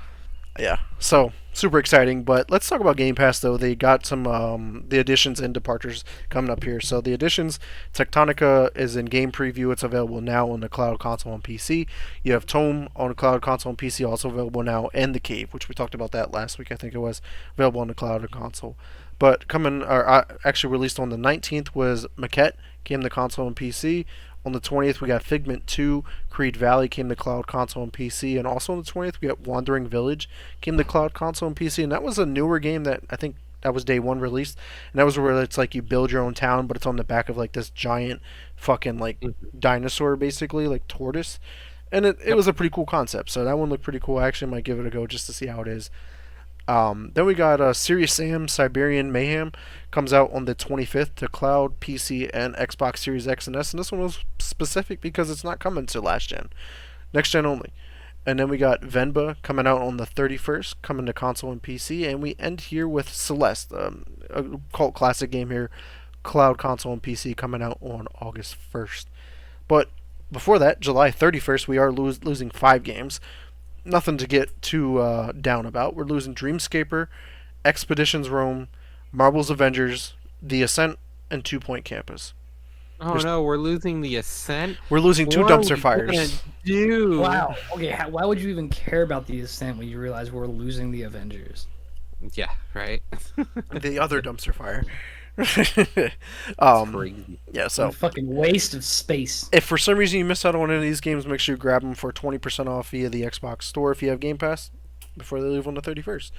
But Honestly, and if you like RPGs and tactical combat, check out Expedition Rome before it leaves. That was a really good game. was that one of the, I assume that's one of the games you played and beat? Yeah, them? I beat. Yeah, Okay. yeah, I beat that. Nice. And I know 2 Point Campus has like, I mean, 2 Point in general has been a great like franchise. So I assume 2 Point Campus was probably an enjoyable experience. So go check that out too. But enough Xbox news. Let's talk about PlayStation because guess there was some exciting news. Yeah, finally, PlayStation got their fucking head out their ass and they decided, let's release a console that actually has plates. Let's actually do a themed console for once. So, Vic, if you want to slap up on the stream here, the new Spider-Man 2 game is going to come with a PS5 and controller. Check that shit out. Like, It's we're about finally getting it. Fucking time. Like, dude. this is nuts, dude. I hope that we can get the controller and maybe the side plates for the console separately, because at this point, I don't want to buy a new PS5 just to get them, but like, they're good. They're awesome. Look at that. And it only took 4 years, 3 years. This really speaks to how damaged PlayStation owners are, because it's a very simple cover, very simple controller, but man, the excitement coming out just because it fucking exists. Yeah, we finally get something that we knew existed. You know, a third-party company. We talked about it before. They have the ability to make plates. A third-party company did it, and Sony goes, "Fuck you, you're gone." And we're like, "Why?" Avada Kedavra! They straight up, no morality points, no morality system, just straight Who cares? nuke the company, say get the fuck out of our goddamn space. We're Yeah. done. And And it's then- nuts. And then just sitting here like looking at it, and like you see the very clearly digitized Spider-Man logo on it, and it's just like, even then it's just like, damn. If I owned a PlayStation, I'd be fucking excited. I really enjoy it because like it like showcases like the purpose of Spider-Man 2. We're talking about the symbiote. The symbiote is taking over Spider-Man. Like that's you could see it on the console and the controller. Like the black is fading, like it's trying to take over the red, and that's the whole like one of the main premises of the game. You And can it call looks- him Venom. Okay, that's not a spoiler. I mean, Venom is in the game, but like the symbiote, like it's more than just that. Is it a separate symbiote? Yeah, the symbiote yeah. because the symbiote can take over Spider-Man, which is different than like if it Symbiote becomes can- yeah. Spider-Man. Like Venom is different Venom than is a specific guy, whereas the symbiote does take over characters who aren't just Venom. So Yeah. there's one specific guy who is Venom, but Spider-Man can get taken over. There's a part where the symbiote in the comics takes over Spider-Man, and they're like trying to remove the symbiote from him, only to find out after a year or whatever that he's been controlled by the symbiote. It's just bones. Peter Parker is melted, gone. The symbiote ate him and is just using his bones for And structure. then, yeah. Just piling him like a flesh puppet. yeah. So that's pretty brutal there. Exciting shit coming out of PlayStation though. They finally got that. Yeah, this was a pretty solid week for them because they weren't done there. Never late, never. Yeah. And this will showcase at the San Diego Comic-Con for those that weren't Yeah. made aware of that either. Because why not there, right? Yeah, exactly. Why not where the comic people are? And so, following that, High on Life is finally now available on the PS4 and PS5. That also we saw this week. Boy, that was a fucking shadow drop because like there was like a leak that I threw into the article earlier in the week, and I was like, oh, it might come to the game, and they're like, it's here. It wasn't even here. like it's not even like it's coming a week later, next month. It's here, guys. PS4 and Yeah, 5. they were like, oh, you leaked it? Fine. It's fully released. Go. So that And that was pretty nifty. It's surprising we're seeing PlayStation like, oh, maybe we should get our head out of the asses now that they own they're gonna own Activision Blizzard. Maybe we need to compete again. Yeah. Shit. yeah, maybe. And I'm hoping this actually does, boot up ass syndrome for them, and they finally figure out what the fuck they're doing over at Sony, because I'm not a Sony fanboy, but I don't want to see them fail, and that's what they're doing lately. Right, we can't see Sony, Nintendo, or Xbox fail. Like, they are the competition. They are going to what pushes gaming forward every step of the way. I mean, they are the only three consoles outside of PC, and I mean, we got handhelds and PC or mobile and stuff like that. So it's like, But it's not really the same markets, and that's the thing. Like, if we see any one of those three monoliths really struggle and fall out of favor, we're gonna be in bad shape. Tencent's the only other thing then that we have to be careful, and they're the kind of the sleeping Snorlax in the corner. You don't want to wake them. They're kind of doing their own thing. Just Right. let them go. right? You imagine if they just made a console. They have like what 250 games in development right now, or some stupid shit like that. You imagine if they were like, hey, we have this new console. You want to play any of those 250 games? You have to buy our console. They're They're not. Chinese console You're based. fucking bad. Right, they're not on the Xbox, they're not on the PlayStation, they're not coming to PC, and they're not coming to the Switch. You have to play our console. Yeah, don't want to wake that giant. No. So we'll see how that Now, goes. moving on though, let's move on to Activision Blizzard. Now that the merger is over, we're kind of looking at Overwatch 2 here under a lens, and Microsoft is kind of really putting a big eye on it. What's going on with Overwatch 2? The devs have admitted recent earning reports that players and earnings engagement have decreased for the game. So Overwatch 2 is kind of struggling right now. The game is kind of dying. And people are asking, is Overwatch 2 going to be a dead game? So what Activision Blizzard is now doing is they're saying that at the end of the season, Overwatch teams will vote. Do they want the league to start again next year? Is there going to be a 2020, is there a 2024 season or not? And so Overwatch 2, in a hope to maybe kind of bring life to the game, came to Steam, or is coming to Steam August 10th of this year, with other Blizzard Entertainment games also being headed into the Steam platform. Are we gonna see, are we gonna see an influx? Maybe Overwatch 2 can kind of fix itself. But honestly, I don't think the game is in a good spot right now. We're returning to the Overwatch syndrome. What do you think, Scobie? It's really not in a good spot right now. Really, with Overwatch 2, everything kind of started sliding downhill once they had announced that their PvE stuff was essentially a lie. If you wanted any of that content, even something even remotely close to it, you were gonna be shelling up some bucks. And not to mention the fact that they were like, it's canceled. Just kidding, it's not canceled, but you have to pay for it. And it's like, exactly. They're like, oh, that was canceled before the game even and they came said out. battle pass. They were like, battle passes, you buy them so that we can work on the PvE mode. And we are like, okay, cool. We didn't want battle passes. We wanted loot crates. They worked. They always worked. You know what they did? They went out and they got extra fucking steak with their hibachi. They spent all your fucking money. And then we need more. And then they said we need more. So it's not surprising to see them struggling right now, and it's not surprising to see players once again vote with their wallet, not spend the money, not give it to them, play other games. So for them being in a bad spot, is it a bad spot financially and from a business standpoint? Yes, that's a bad spot. Is it is it an undeserved bad spot? No, it's absolutely not. The entire basis for the Overwatch 2 was what they were selling, everything like that. Hibachi, damn straight Disney. Love that.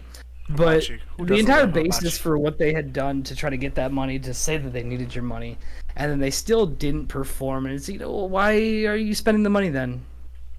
Why would you? If I just continually gave my partner $5 to go to the store and get milk, and she kept coming back with everything except milk, things that snacks for her. Honestly, that was the best analogy, dude. And that's what they did. Yeah, it really feels. They said, "Hey, we're running this store. Hey, we're running the store. We're getting some milk. Give me $5. I'll get us all some milk." And they never came back with the milk. And now they're like, "Why did you stop giving us $5, dude?" Yeah. Where's my milk, motherfucker? Because we were feeding their fucking pistachio addiction or some shit. And so it is in a bad space, and it's very sad to see something like this happen to a game like Overwatch, which was really an amazing game. Particularly Overwatch 1 and what it did for that first person MOBA right there. It was amazing. So to include chat real quick, Roger, that's what I was gonna say. Yeah, but say Inhuman's talking about how Microsoft can save FPS in general because with them going to be owning Overwatch, Call of Duty, and they already have Halo. I mean, Gears of War is also. I mean, it's not an FPS; it's still a shooter though.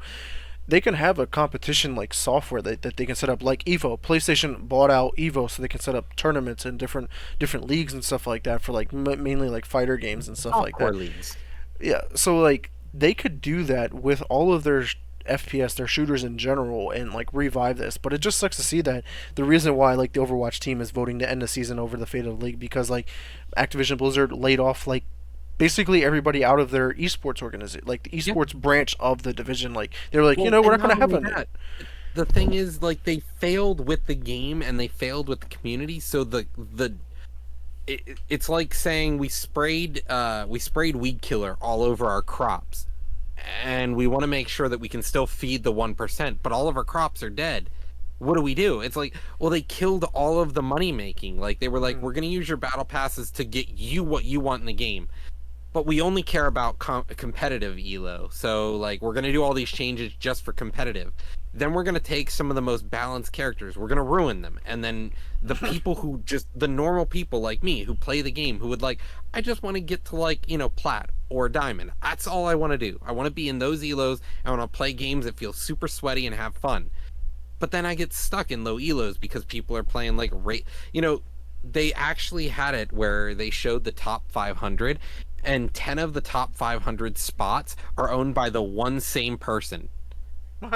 One person in top 500 owns 10 of the spots literally on the board, and all it is his username, different set of numbers, username, different set of numbers, and he has all 10 spots. How do you get away? Like, we're looking at these glaring issues, and we see that Activision Blizzard said, well, we want a game, but we only want to make money. We don't want to make the game you want. Then we're going to lie about it just to get more money from you. Right. You want to know why?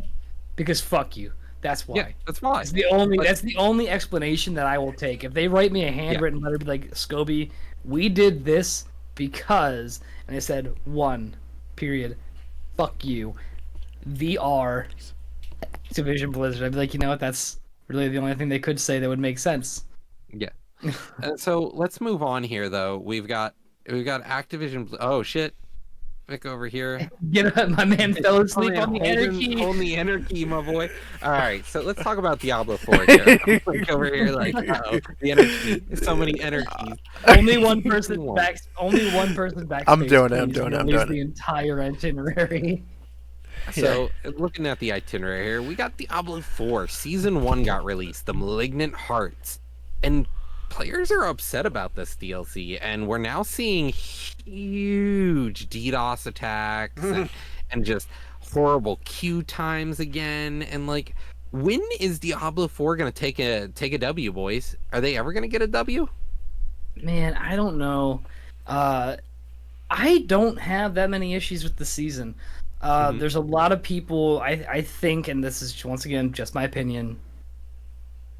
I'm just gonna stare at the camera for a second. This is my opinion, not facts. Not facts. Don't. I think people are fucking pissy because their favorite class got nerfed. They can't smash a tier 100 Uber Lilith in 30 seconds. Like, get over it. The game's not supposed to be played like that anyway. Like, these game breaking like builds and these like double dippings and these plus ups, I mean, yeah, are they fun? Absolutely. They're amazing. They're outstanding. However, they're bad for competition. They're bad for competition. They're not how the game's supposed to be played.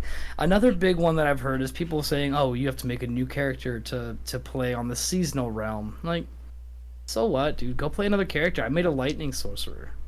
You know what? That's exactly right. I was like, oh well, guess I'm gonna go make another character and play through this. Like, just go make your other fucking character and go play through this. Right. People are saying that a lot of these nerfs really damaged their build and their character, which I understand, because like when you spend that much time trying to build exactly around how you want to play and what has fit you, and it gets changed, it gets nerfed into oblivion, I get that. Adapt. But the thing is, this game is meant to be a competitive game, and I don't want to spend too much time on this, but it's a competitive game. You have brackets, you have people who are leaderboarding. You need to keep up with the meta, and the same thing happens with things like Path of Exile, which is still somehow their biggest competition. They have years, and they still are falling behind people like Path of Exile. There's always an adjustment. You're like, wow, you can't do this anymore, and they're like, no, because it was fucking broken. Now play the game how we want you to play it, which is should take skill, not 2 button presses. Right. So just to chime in real quick with Inhuman here in chat, he said, I think part of the issue is the update. The other issue is there's a lot of newcomers to the series that don't understand how seasons work. That's key, because like the game released on June 6th, I got it here, and we're almost 2 months into the game, and people may not have bought the game until now, and they're going through all these changes. Like, well, wait a minute, I just created a character last week. And it might not even be if they had just bought it super recently. It could also be newcomers. I think Inhuman is talking about newcomers to the Diablo series. Mm-hmm. Yeah. Like seasons, character creation, stuff like that is not really anything new. I mean, we've seen it when we went back and played Diablo 3, Roger, when it was me, you, Disney, and Bruno. Like Bruno had characters that were leveled up from who knows how long ago, and he had all the best gear and shit like that. Where I was a newcomer. That was the first time I've ever played a Diablo game, and I'm like, this is just too much. Like, what's the difference between the season levels and this level and that? Like, what does it matter? Like, just let me play the game. It almost sounds like they need to like break it up into like, here's our seasonal like playlist, and then like here's our just core game playlist, and then like separate it if someone wants to be competitive or not. Oh, then I don't know. That's what's in there. Then what's the issue? The issue is people don't want to make a new character because they already spent 20 hours with their last character, or they're unfamiliar with the fact that that's how a season works. And to be aware of, in between seasons, it's just like Call of Duty. You may have a loadout for your gun, but next season they nerf that gun. It's the same thing, whether you're playing in season or not. The whole game gets the balance changes. The season just affects the characters, what additional content you have access to. For example, Malignant Hearts. So now you're doing story-based content that deals with the Malignant Hearts as well as the other content. But all your characters across all seasons and everything share the balance changes. Right. So I don't share the sentiment with people being so upset, calling the game a slog, saying that it's turned it into just this, that, and the other. Like, you're once again, you're not supposed to be able to do that stuff. It's really awesome that you put that work in there and you found a way to do it. But you're going to be able to do it again. You'll find another way. Right. Yeah. So I just wanted to carry off, Roger, what you were saying about like you were comparing it to Call of Duty with like the whole meta and stuff like that, and the meta changes each season. But like the issue with that is like you're also playing with all of the guns usually in all seasons. What like in Warzone, like you're picking up loot and shit like that. Where like pick up that new gun, right? You have to level it up, all the attachments, but like and then if I look at it from like a Diablo perspective, like you're picking up one character and you're playing that one character for an entire season, and then that season's over and you're guess what? That character is no longer good because they were like, oh, there's a new meta, it's this character now, and you're like, well, fuck, now I gotta level up this character from zero.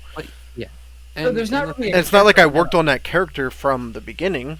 I mean, I know how they're like there's no meta, but like we know the 1.8 billion or billion damage druid. Everybody wanted to go and create that because of what you were doing with that. It's like that became the meta, like one of the metas. And it's just like it's the same kind of concept here, but like you're not working on the other characters at the same time you're working on this character. That's the issue that people are running. Because like you said, you're spending 20, 30 hours for one character. New season come around and that character is irrelevant.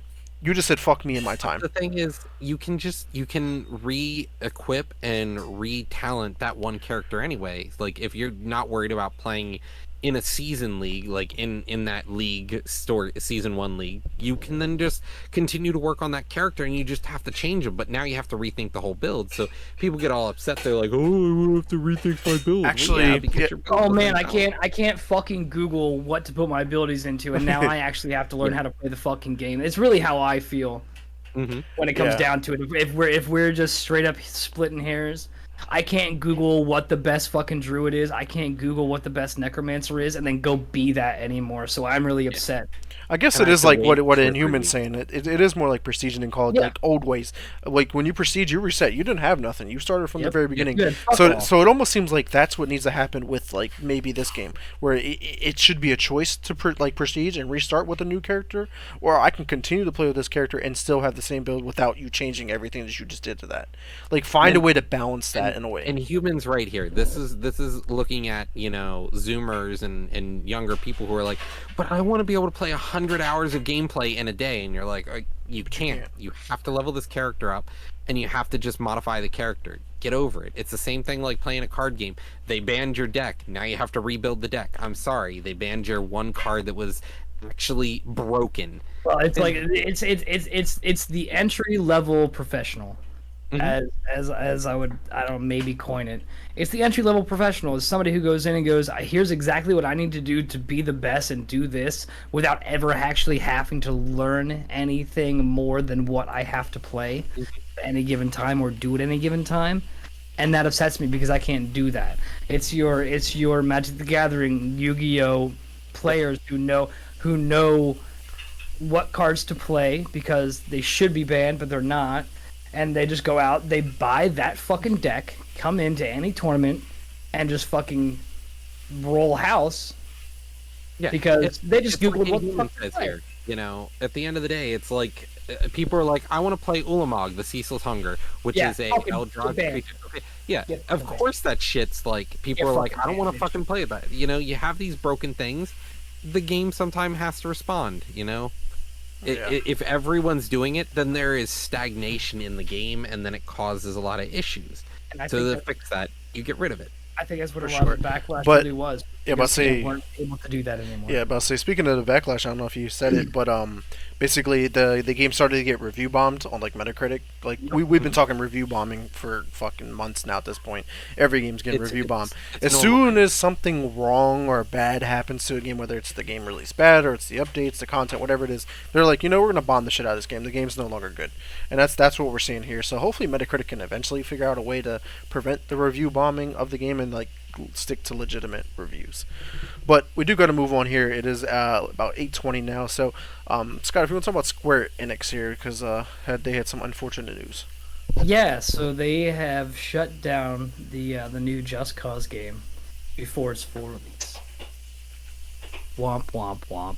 Sad horns on Discord. It was a free-to-play mobile game that used the Unreal Engine 4, and we use was because that is past tense as of now, unfortunately. Yeah, and actually, I didn't even know there was a Just Cause mobile game in the works, and it was getting close to a full release because it was in like early preview stage. It was built on the Unreal Engine 4, and they were like, we're just gonna scrap this because this ain't it.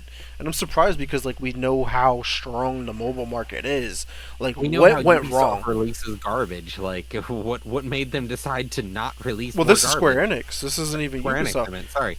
Yeah, and we know why Square Enix does that too. Square Enix releases a lot of crappy games too, and Yeah.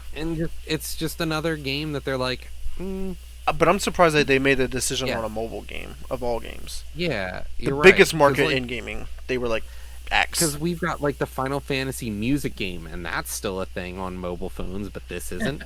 Right. Like I feel like there's more to the story that's not there yet. You know what I Mhm. mean? Like I think we're going to see some news break out of this. Yeah, hopefully soon. I'm sure coming in the coming weeks we'll see what might have happened and gone from there. Right. But yeah, moving on to something that I've actually been pretty excited to talk about all night.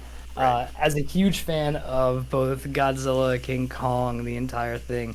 So Iguanabee, the developer, they are working on Skull Island: Rise of Kong that was announced and it is going to be releasing this fall.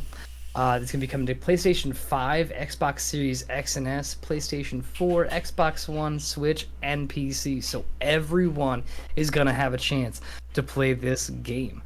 So what this game is, as we said, Skull Island: Rise of Kong. So this will be a third-person action-adventure game set on Kong's island. So as the name implies, you control King Kong, maybe before he actually rises and is the alpha on that island. But you'll be taking out dinosaurs, massive snakes, and other creatures vying for that top spot in that structure. So gonna be fun. I mean, if anybody has seen Kong Skull Island or Godzilla vs. Kong, anything like that, or is aware of like just that whole metaverse like going on there, it's super exciting to see that. Definitely interesting to see. I remember playing like old Godzilla games when I was a kid back on like I think it was the NES. That stuff was just fun. Actually, as a matter of fact, earlier yesterday, I introduced my partner to Godzilla, and she never watched it. This is the 2014. She never watched it. I mean, I remember going to opening night for that with my Godzilla shirt on, like all this good stuff, and then same for Kong Skull Island, and then just going on and on and on. There's a lot of things she hasn't seen Disney, and I just don't want to talk about it right now. I just don't want to It's talk another about it right story now. for another time. That is a story for another time. She falls asleep to Lord of the Rings. Okay, so we're just gonna press on here.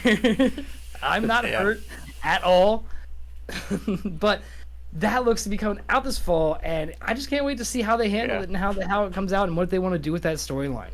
Yeah, and this game's a So- $40 release with Yeah. it's like special edition as being a $50 release.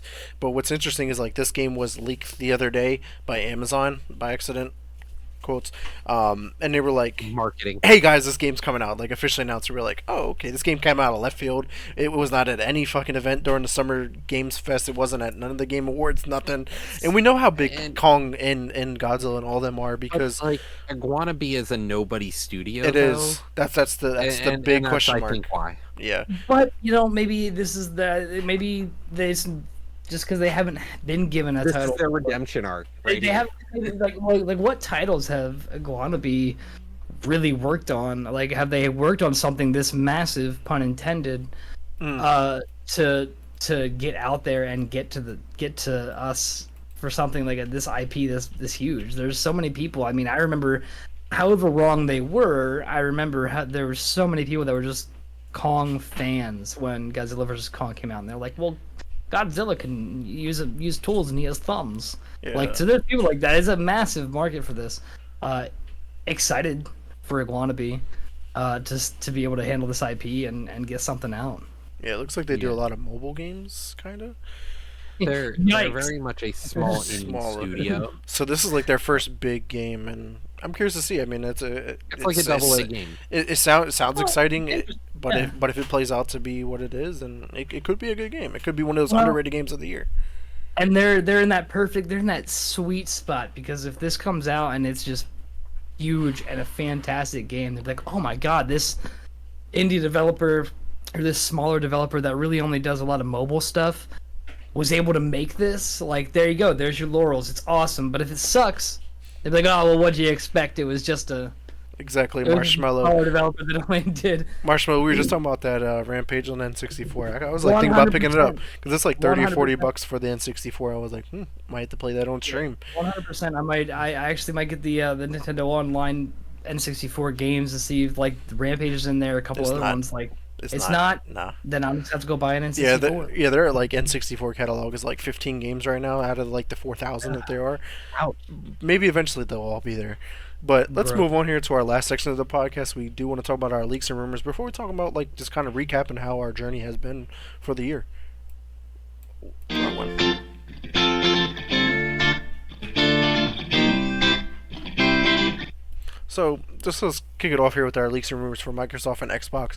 First off, there was a new limited edition Forza Motorsport controller that's leaked online, and it seems rather interesting just because of like the shape of the left joystick kind of looks like a pedal in a way. Professional streamer, yes, exactly, Marshmallow, you already know, but controller seems interesting. It seems like it's an elite controller as well because the paddles are on the back. It doesn't have the share button. It has like that toggle button in between the start and select button. So I'm like, what is this? Because they also did a limited controller for the Forza Horizon series, which I have here up on my wall, which was this one, which was just like a basic controller. So I'm curious to see why they wanted to do like a Elite Dude, 2 for I'm that. liking the fucking brake pads and gas pedal for the For the paddles For in the the pump. back. Yeah, the seems paddles pretty are- cool. They're fucking gas pedals, bro. They ain't paddles. Yeah, so it's like that seems pretty cool. I mean, I kind of like the concept behind it. But if it is the Elite controller, then it's going to be kind of pricey. It's going to be like at least 120, 150 kind of price tag. So we'll see, man. We'll definitely see. Yeah, that's pretty expensive though. Yeah, for a controller. But I mean, it's a collector's controller. You got it. You put it on the wall, kind of like I do here with all my other ones. But For $120, you don't. Holy shit! I mean, collectors, you do. I mean, look behind most of us. We have fucking statues and dolls and just figurines that are probably worth a ton of money that are just sitting behind us.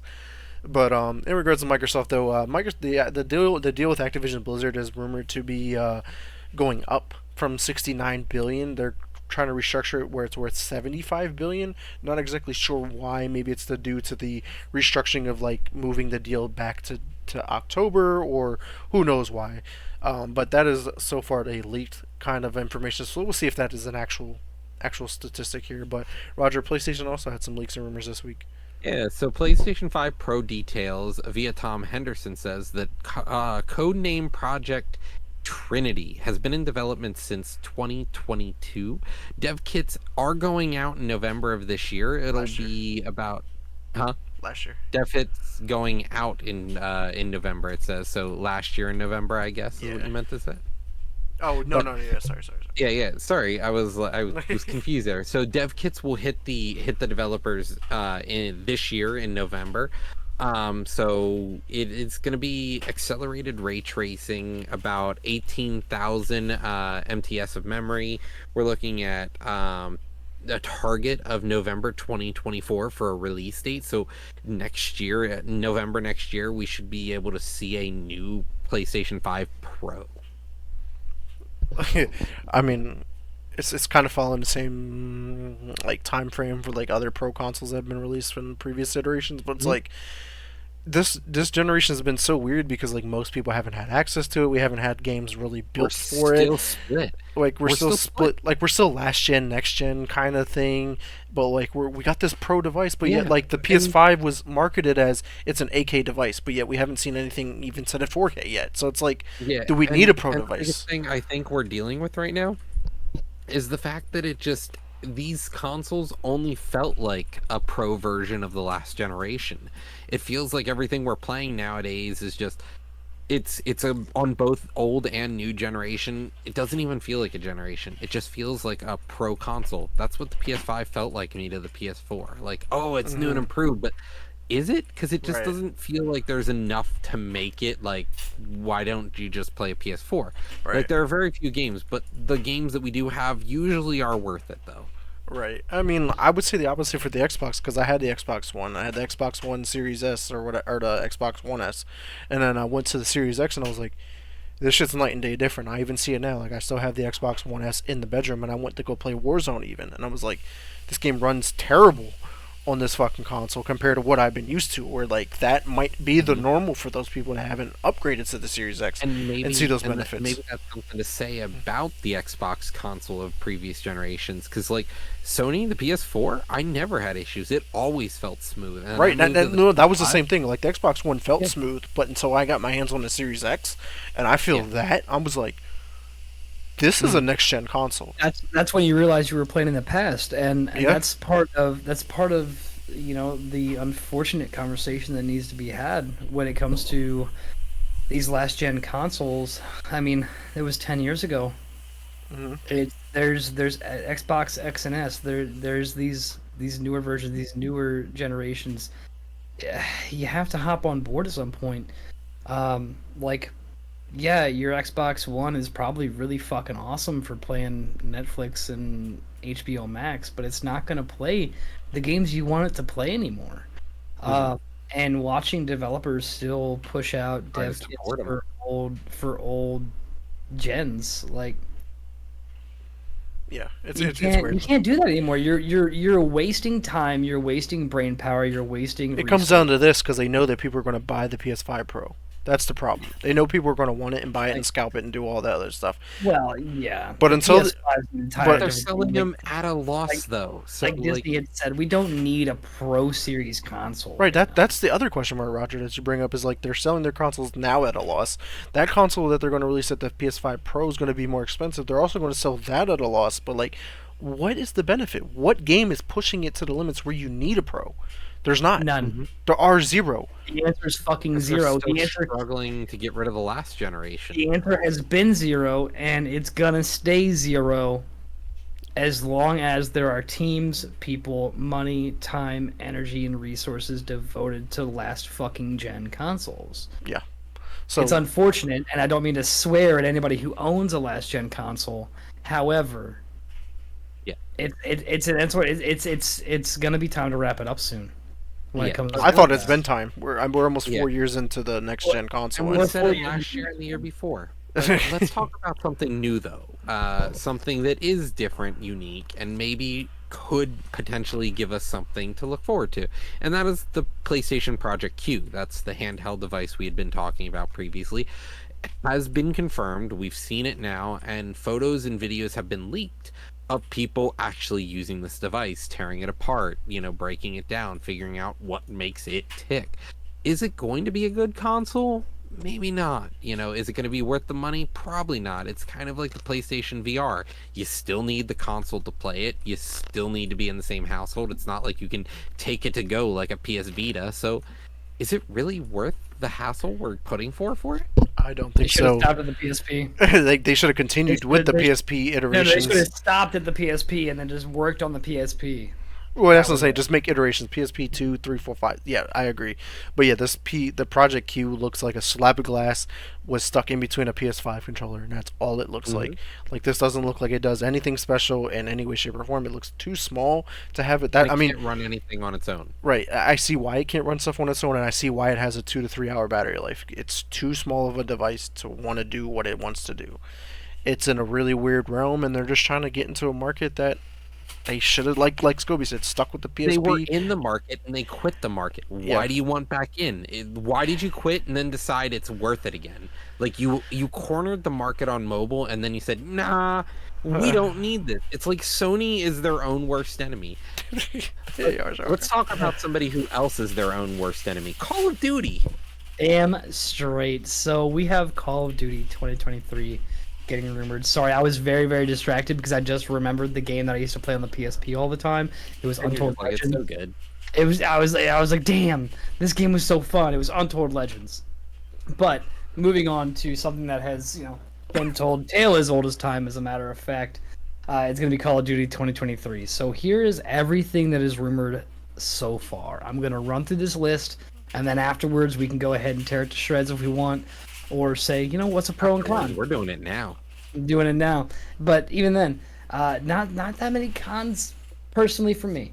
The content, weapons, operators, bundles, that's all going to carry over from Modern Warfare 2. Good, because if they did that shit to me again, I would not give them my money. 2, going to be red dots on minimap. 3 are going to be perks or gear categories. Not upset about that. 4, Ninja's going to return. I will not be upset about that. If I have Ninja, I will be upset if it gets used against me. 5, reload canceling returns. Thank sweet, sweet baby Jesus. 6, war mode returns, and then 7, outbreak zombies mode. These are all the things that are so far rumored. I'm really hoping for a couple of them. How are we feeling about some of that? So I'll kick it off. Red dots returning to the mini-map is huge. I mean, it's been a staple in Call of Duty franchise that's been missing for the past, 3-4 years. Nobody uses that compass up top. Nobody gives a damn about that compass up top. Take that shit off the goddamn map, and put the fucking red dots back on the map. That's how you play. And then, the fact that the suppressors have no longer an importance. When you had a suppressor and you shot with a weapon, you didn't appear on the map. Now it doesn't matter if you have a suppressor or not. Where is that balance at? We need that fucking shit back. That's the key part. Perks exactly. Competitive about to go fucking wild. It could. Reload canceling is literally the most important thing that I think ever to exist.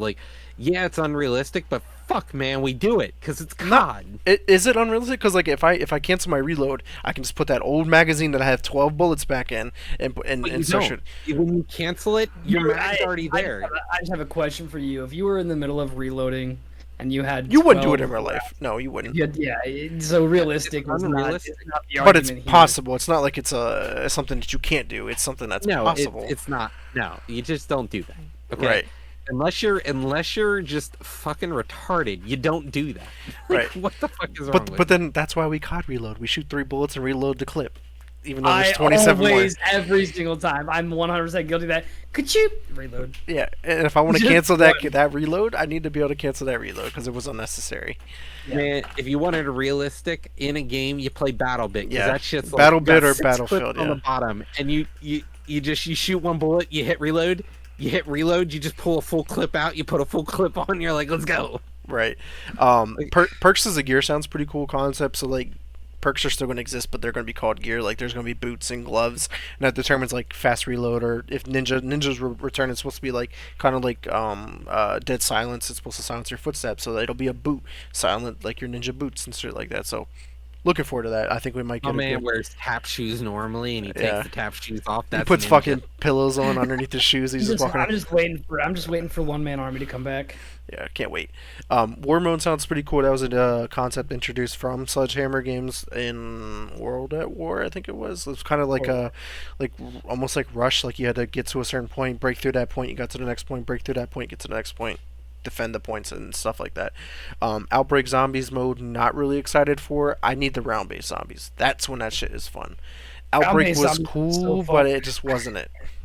I think to Wasn't see, I think to just see them still trying to at least pay attention a little bit to the love that zombies has gotten Like, over the years. To give us is- any yeah. zombies is Yeah. at least something.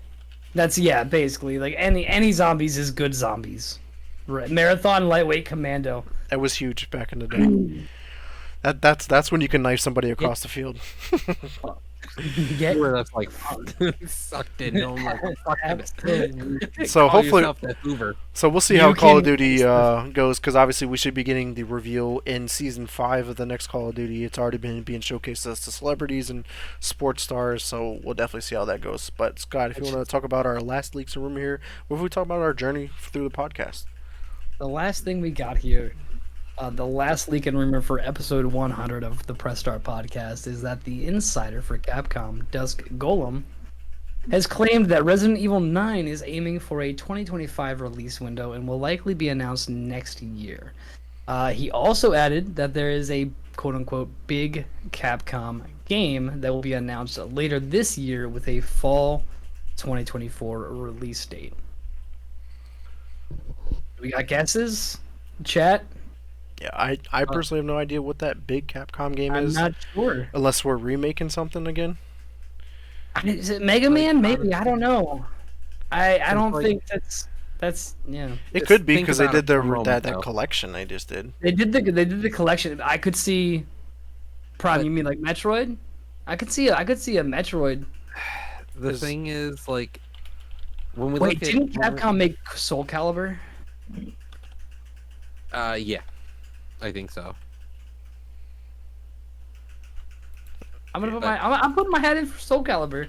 Yeah, and did That was Bandai Namco that did Soul yeah, and, Calibur. yeah, Was it? and Capcom. Did you say Metroid a second ago? Because Metroid Yeah, Prime. well, he said Prime. That's what Inhuman had said. So I was working off of what. Mega Chat. Man. Yeah, Because like definitely Mega Man would make sense, I guess. Because they Well, just had that dude, collection. It's like you had said. They had done the collection. yeah, because Mega Trying Man would to be. work off that hype. Mega Man would work off of that. Yeah. Yeah, so we'll I'm just see. like- But Resident I'm Evil like, 9. Like major Prime Capcom releases. isn't Metroid Prime or Metroid period isn't Capcom. That's why I was like, who said that? Because let's think about it here. What is Capcom's biggest games? It's Monster Hunter, Resident I was Evil, just gonna say, and, yeah. and Street Fighter. So Devil if May Cry? Resident Evil isn't Devil May Cry, may be an idea. Yeah, I mean, Well, Devil May Cry Capcom 5 was made 2019, so 4 Capcom years. made Beautiful Joe. It did. They did indeed. And so there are a lot of big titles out there, but we know it can't be, maybe it's a Monster Hunter DLC or something big to go I feel along like they with would have. I feel like the Ace There, Attorney. there are I two feel other like ones they that would've- that could happen is Ultimate Marvel versus Capcom game that we could get a sequel to that. Yes. The other one could be they made Dead Rising, the Xbox exclusive zombie game. Like maybe that Yeah. gets a revival. That would be a pretty big game, honestly. that would be huge. So here's what I'll ask. That's I'm true, gonna- and I'm Devil May gonna Cry put my- Studio is working on Dragon's Yeah, Dogma. They're that's true. probably not going to be working on anything else. I'm gonna put my my vote in for Beautiful Joe. Beautiful Joe is such an outlandish one, but I'm in. 10 bucks says it's not. I think I'm gonna put my name on Dead Rising. I think we're getting the next iteration of that game. It's been a long time, and if they make I that an hope Xbox it's good. exclusive, because you figure Xbox just premiered Capcom's new game that they just announced at the showcase. I forget what the fuck Yeah. it's called. That game looks beautiful, and then Dead Rising, they've always had a good partnership for that game. I think that makes the most sense. But yeah, man. For what it's worth, we said some outlandish shit that actually ended up being pretty true. So We have. I'm going with Beautiful We Joe. have had some outlandish guesses. Beautiful Joe has a very cult following who loved that fucking game, and I mean, like Yeah. I could see it. I could see it. So But that really wraps up our Yeah. leaks and rumors. Yeah, so yeah, man. Like you said, that's all of our leaks and rumors. But I just wanted to talk about our podcast journey. This is what I wanted to do for the 100th episode, since I couldn't get some developers that I had in line onto the show to talk. But I just want to talk about our journey, man. I mean, it's been a long time coming. It started off as the Chill Zone podcast, season 1, season 2, season 3, different episodes in those seasons, and then we finally made the transition to the Press Start podcast. But even then, like when I first created it, I had a different collection of co-hosts. I had 3 other co-hosts, whether it was D-Rob, Jamal, and Xavier, and then it became me and Jamal, and then it became me, Jamal, Roger, and then it became me and Roger. And then I had Miku on there for a while, and then I had Scott. You finally joined us, and you've been the longest running co-host outside of Roger here. So it's been a great journey here. Man, we went through a lot. We went through a lot of restriction where we picked like 3 points that we wanted to talk about on the show. To now we're talking about a lot of shit in an hour, 2 hours. Of our night, and it's definitely been one hell of a journey, and it's crazy to think that this all happened because of the pandemic. We were talking about the pandemic earlier, and I was just like, man, like the pandemic really triggered me to be able to create this podcast and reach out and bring on a bunch of special guests like Marshmallow, not Marshmallow, Inhuman Lion. We do want to get Marshmallow King on here eventually. That is the goal. But Roger, I wanted to swing it to you because you were the next person in line here that came on the show. Like, how has your journey been with the show? What's your thoughts? What do you have any? We'll talk about goals in a little bit. What Honestly, we want to do. there's so much for gaming that like it just opens my eyes to be able to take a moment and talk about it and just engage with people and chat with people about it, because like I started streaming at the beginning of the pandemic. I did it in college for a little bit, didn't really, wasn't really that big for me. But then as the pandemic started, I wanted something to do with my time. I work during the day, and then I'm like, well, I play games at night already. I'm not leaving the house, not doing anything but swivel in my chair. Might as well talk about the games that I play and maybe kind of actually have some weight to my words, because like Marshmallow and myself, we're some of the biggest gamers in our group. I don't think anyone else other than Vic, just because you played Xbox way longer than I did consecutively, is the only reason you have anywhere near my gamer score. Right? Yeah, honestly, yeah, if you would have continued like, to play Xbox games and get those gamer score in that time frame, the same time, I'd be Marshmallow's score, if not like top 100 gamers on Xbox. Like I played so many games. My gamer score has been this high as it is for about, I'd forever. say 10 years. Yeah. I was super excited once I finally passed you in gamer score, and then when Marshmallow added me on Xbox actually the other week, and I was like, fuck, I went from second, now I'm on third place now on gamer score, because he just blows me out of water by like 30,000 or 40,000. I was like, fuck, man, like, am I really a gamer? I thought I was a gamer, but compared to him, I'm not really much of a gamer. But it's because the 360 time frame, I didn't play games the way I play the games now. I used to play Call of Duty, Halo, and that was it. Only thing I fucking played was those two, and now we're here. We're playing a lot of games. But yeah, I definitely agree with you, Roger. It was fun to be able to hop into a podcast like this and talk about the games we played, because we both play a lot of games now. It gives us a chance to play and talk about those games, but also look forward to what we have in the future, and like we get more of that behind the scenes look and just different stuff that we can actually put our opinion to and actually have our weight on. And then like when we were playing, like we were doing reviews on games, and that's actually when we brought Scobie1 on for his first episode, when we were first talking about, I think it was Cyberpunk, was when we were talking about our review in progress review of Cyberpunk. And boy, that not only did that game come a long way, but our podcast has come a long way since then as well. So Scott, I just want to swing it to you and give your thoughts on the podcast and your journey so far. Well, the first thing I'm doing is I'm trying to pull up my Xbox to see what my gamer score is. 0. It's worse than 0. It's like 11,000. It's like 12,000. It's god awful. No, it's been a super fun like time. I remember being like especially nervous when first coming onto the show, and then like some of the guest spots I did after that. I just remember like being insanely nervous, like just like I remember feeling like I have to be prepared for everything. Every question that could come up, everything like that. And so there's times like I would start prepping for like if I was doing a guest spot, I would start at like 1 or 2 in the afternoon. I would go through like what we're doing for the itinerary, and I'd be like, all right, well this and this and this. Like, oh, I haven't played this game yet, but like, okay, let me look at what we're looking here, build an opinion, and see if that opinion is going to be valid. But you guys were more than welcoming, and it was like once I got in, and I had done one or two, it was just so comfortable Hmm. to be able to talk with both of you and talked with some of our viewers about just what we think is happening with games, whether or not we are the top 100 in gamer scores in Xbox, or just a guy who maybe plays Warzone and a couple other games during the week. We really get together and get to talk about this. And ever since I came in, this became something I look forward to on Sundays. I started chunking out that couple of hours every Sunday where it was like, okay, well, I have to be back by this time so I can check this and do this and get with Vic and Roger, and it really became just kind of a staple of my week. To be able to get with you guys, talk about what's going on, talk about what we've been playing, get with chat, and see, like Marshmallow, Marshmallow, Philipper, Disney, Inhuman, like everybody, just kind of see how everyone's feeling about certain games.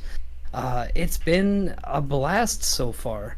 I think I've only been on for what, 30 something episodes. I think I came on in like I fully came on in like it was like episode 70 something. Yeah, Um, I'd have to but circle back and check that when you but first it came on. was it's been an absolute blast.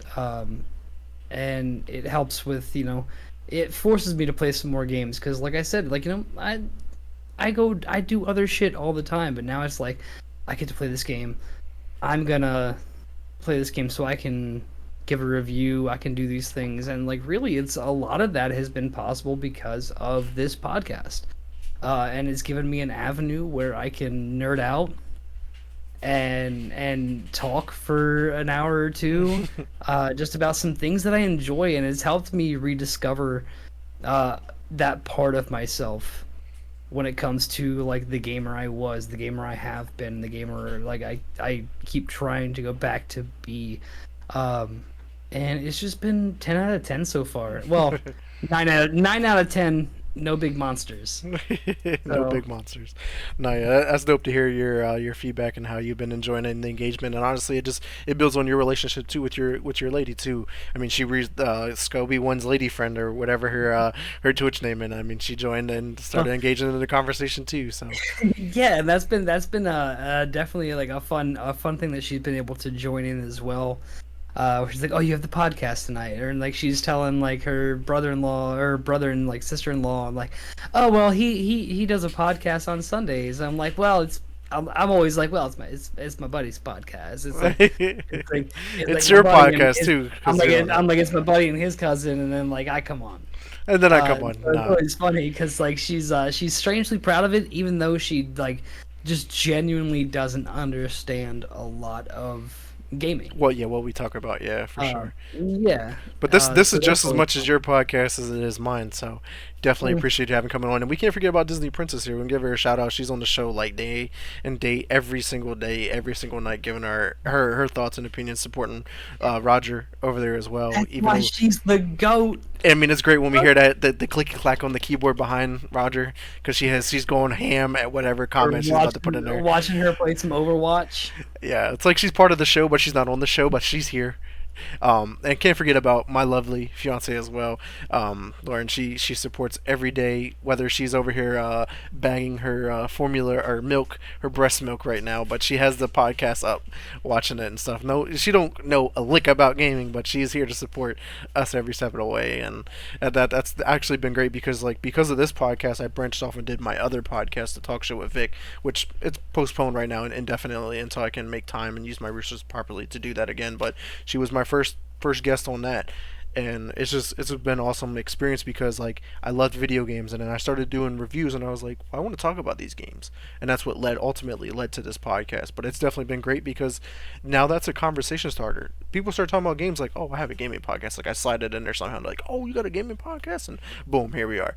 And eventually they can come on as a guest, and it's definitely been a hell of an experience. But let's just talk about some goals real quick before we end the podcast. I know we're running a little bit longer than normal, but hey, it's episode It's 100. the Why 100th not? episode. We can run till midnight. Right, exactly. So I just want to talk about. I don't have any more beer, but I just want to talk about some goals. I'll pass it to you guys then too. But some of the goals I want to do is like obviously get some developers onto the show, do some interviews, live interviews with some people that are actually in the industry. But then also being able to get an episode where we're all in the same room together. I think having that dynamic, that chemistry in the room, I think could provide for some different kind of content as well. That'll be something that we can look forward to, and then also experiencing like different gaming events. We can reach out to the community in person, whether we're going to different Comic Cons, whether they're in fucking Hershey, Philly, or if we want to go to San Diego Comic Con one day and start engaging with different communities out there and just building and growing and just doing more like that, and then obviously doing some kind of more content however we do it. Like me and Roger used to do co-op streams and stuff like that, but we could definitely look at some ideas. It's actually Inhuman. I know you're in Philly. Definitely got to come down there and check you out one of these times for sure. But Roger, do you have any goals that you look forward to doing here with the Press Start podcast? Honestly, I really just want to get a better production value here. Get see us hit that next next level production. Not to mention like being in person, finding the ability to potentially branch out from what we're doing and be able to make something out of what this is, and not just sit here and talk, but be able to actively build a community. Yeah, definitely agree. Take Vic to an Eagles game. I've been to a Redskins Eagles game in Washington plenty of times. Just haven't been to Lincoln Financial yet. I've tailgated at Lincoln Financial plenty of times for Phillies games, but different subject there. But yeah, definitely agree. That'll be a different experience that we can enjoy, and then maybe we can include our guest star feature that we want to do on Twitch and bring up different guests throughout the shows intermediate. Like if they have a point they want to make on the topic we're talking about, bring them on as the guest star. Have you input your decision. We'll take you right back off, and we're going to continue our conversation. But then next topic, someone else might want to come up and talk. So I think there'll be different ways that we can include the community more. But what about you, Scott? Any goals at all? You mean like aside from world domination? Yeah. Okay. So world domination aside, definitely, we have these individuals that hang out with us in chat every Sunday. Whenever they're available, they are here.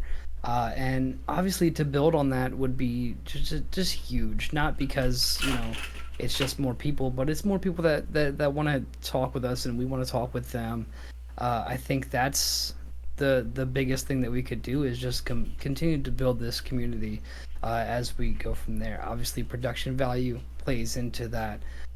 And I definitely am a fan of that 100% in-person round table where we're just together. It's just a camera, you see the three of us and a guest star maybe if we have one that week, and we're just kind of just discussing things in person. Because I don't know if anybody in chat knows this, I've never met Roger physically, never seen him with my own two eyes. I've only ever seen him on screen, and like things like that, that would be great. That would be the like in person, like hang out, and then from there, like we go get a burger or something like that. That stuff would be really, really fun. And then as we continue to grow here with this community and with this podcast, maybe we go to Philly, we catch an Eagles game because maybe we were there because we were doing a panel, Right. Things like that. Those are obviously like very end game goals, and I think that really all starts with you guys, the community, when it comes down to that. So, yeah. Yeah, that's definitely dope. So I think we will be officially having our fourth panelist joining us next week, I think officially, but I know you might not be here, so we're still going to be at 3, but I think starting next week we should have our fourth panelist officially. Dane, who came on the show before, finally got moved in, and he was on vacation, and then he finally came back, and he's been going through it and stuff like that, but I think he'll finally be joining us, so it'd be nice to have a 4-person show. Obviously, we're going to have to work on balancing the topics and timing and stuff like that, but it's all going to be part of the growing process. I'm not too worried about that, and honestly, as we grow with our community and people actually want to hang around with us for longer times, we can extend the show and make it a longer episode and stuff like that, because there are tons of podcasts that I personally listen to are 3-4 hours long, and I stay hooked the entire time, and as long as we continue to provide content and whatnot, that's not my name. I know if you for real, we can get you onto the show. We'll find a way to fuck if I need to do 5-person show, that'd be kind of insane, but we can definitely look forward to it as well, or even bring you on as the guest star and stuff like that throughout the show, because I know you're always tuning in. But yeah, man, I think the show is moving fairly good. We're expanding the audience ever more. Been passing out our business cards, which has been great, and just getting out there. I just think that us going to events and engaging more with people is going to drive this and make people want to come check us out and come hang out with us every Sunday. Actually, let me interject. So now one of my first like short-term realistic goals that we have, because goals need to be attainable. You can put a time frame on them, and it's something you can do in steps, right? So let's go to a con, something local. Let's go together as the Press Start podcast. I would like to add that. I will add that to my goals. Is like, within what, it's July now, so within the next year we go out and we do something together as the podcast team, and go out and just kind of hang out, get our names out there and stuff like that. I think that's an attainable goal in short term that we can do. Hell yeah, I'm all for it, and maybe even like Too Many Games in Philly is a perfect one, or even Philly Comic Con. I know both of you guys are big into the Comic Con like events and stuff like that, so you'll know it a little bit more than me. So definitely let us know whenever these events are, and we can schedule for them. Even if we can get some like live interactions like that we can post on our podcast and stuff like that, and do like live shows and do more stuff like that. And I think also part of our goal should be is like have more of like a social media presence, whether it's Twitter, Facebook, Instagram, something like that. Just be more engaging to more people and reach out and stuff like that. But I think we're doing really good, but it is 9 o'clock here, so I do want to wrap up the show. So we want to start off by thanking everyone who did check us out live here on the Press Start Podcast, episode 100. Anybody who does check us out later on YouTube, Spotify, and Apple Podcasts. But I'm just going to kick it to you, Roger. Where can the community find you at? Same place as always, twitch.tv/lunatic_oblivion. And what about you, Scott? As I continue to get the balls to stream more, you can always find me on twitch.tv/Scoby1. But if you want to get a hold of me on Discord or Instagram, you can find me. My name is Scoby1. And Battle.net is the same as always. It's Scoby1, and my numbers are 11780. And if you want to get a hold of me on the right client, it's Scoby1, and my numbers are 69420. That's great. So if you guys want to check me out, I'm at Twitter at Mr. Neverchillin _ Threads is at Mr. Neverchillin. Xbox is X Neverspacechillin. When a game party up, hit me up there. Facebook is Vic Brubacher for any questions, concerns, or if you want to come on the show or even appear as a guest star, hit me up there. And of course, I'm streaming over on my Twitch at twitch.tv/Mr.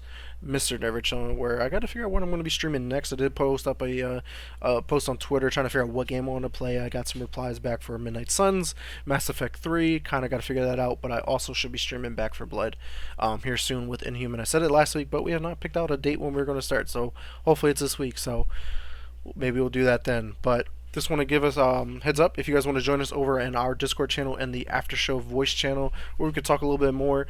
We might figure out what games that we're going to be playing here tonight. But either way, if you want to continue the conversation, hop into our Discord there.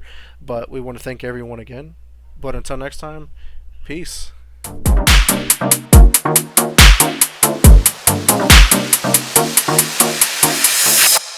Press Start Podcast.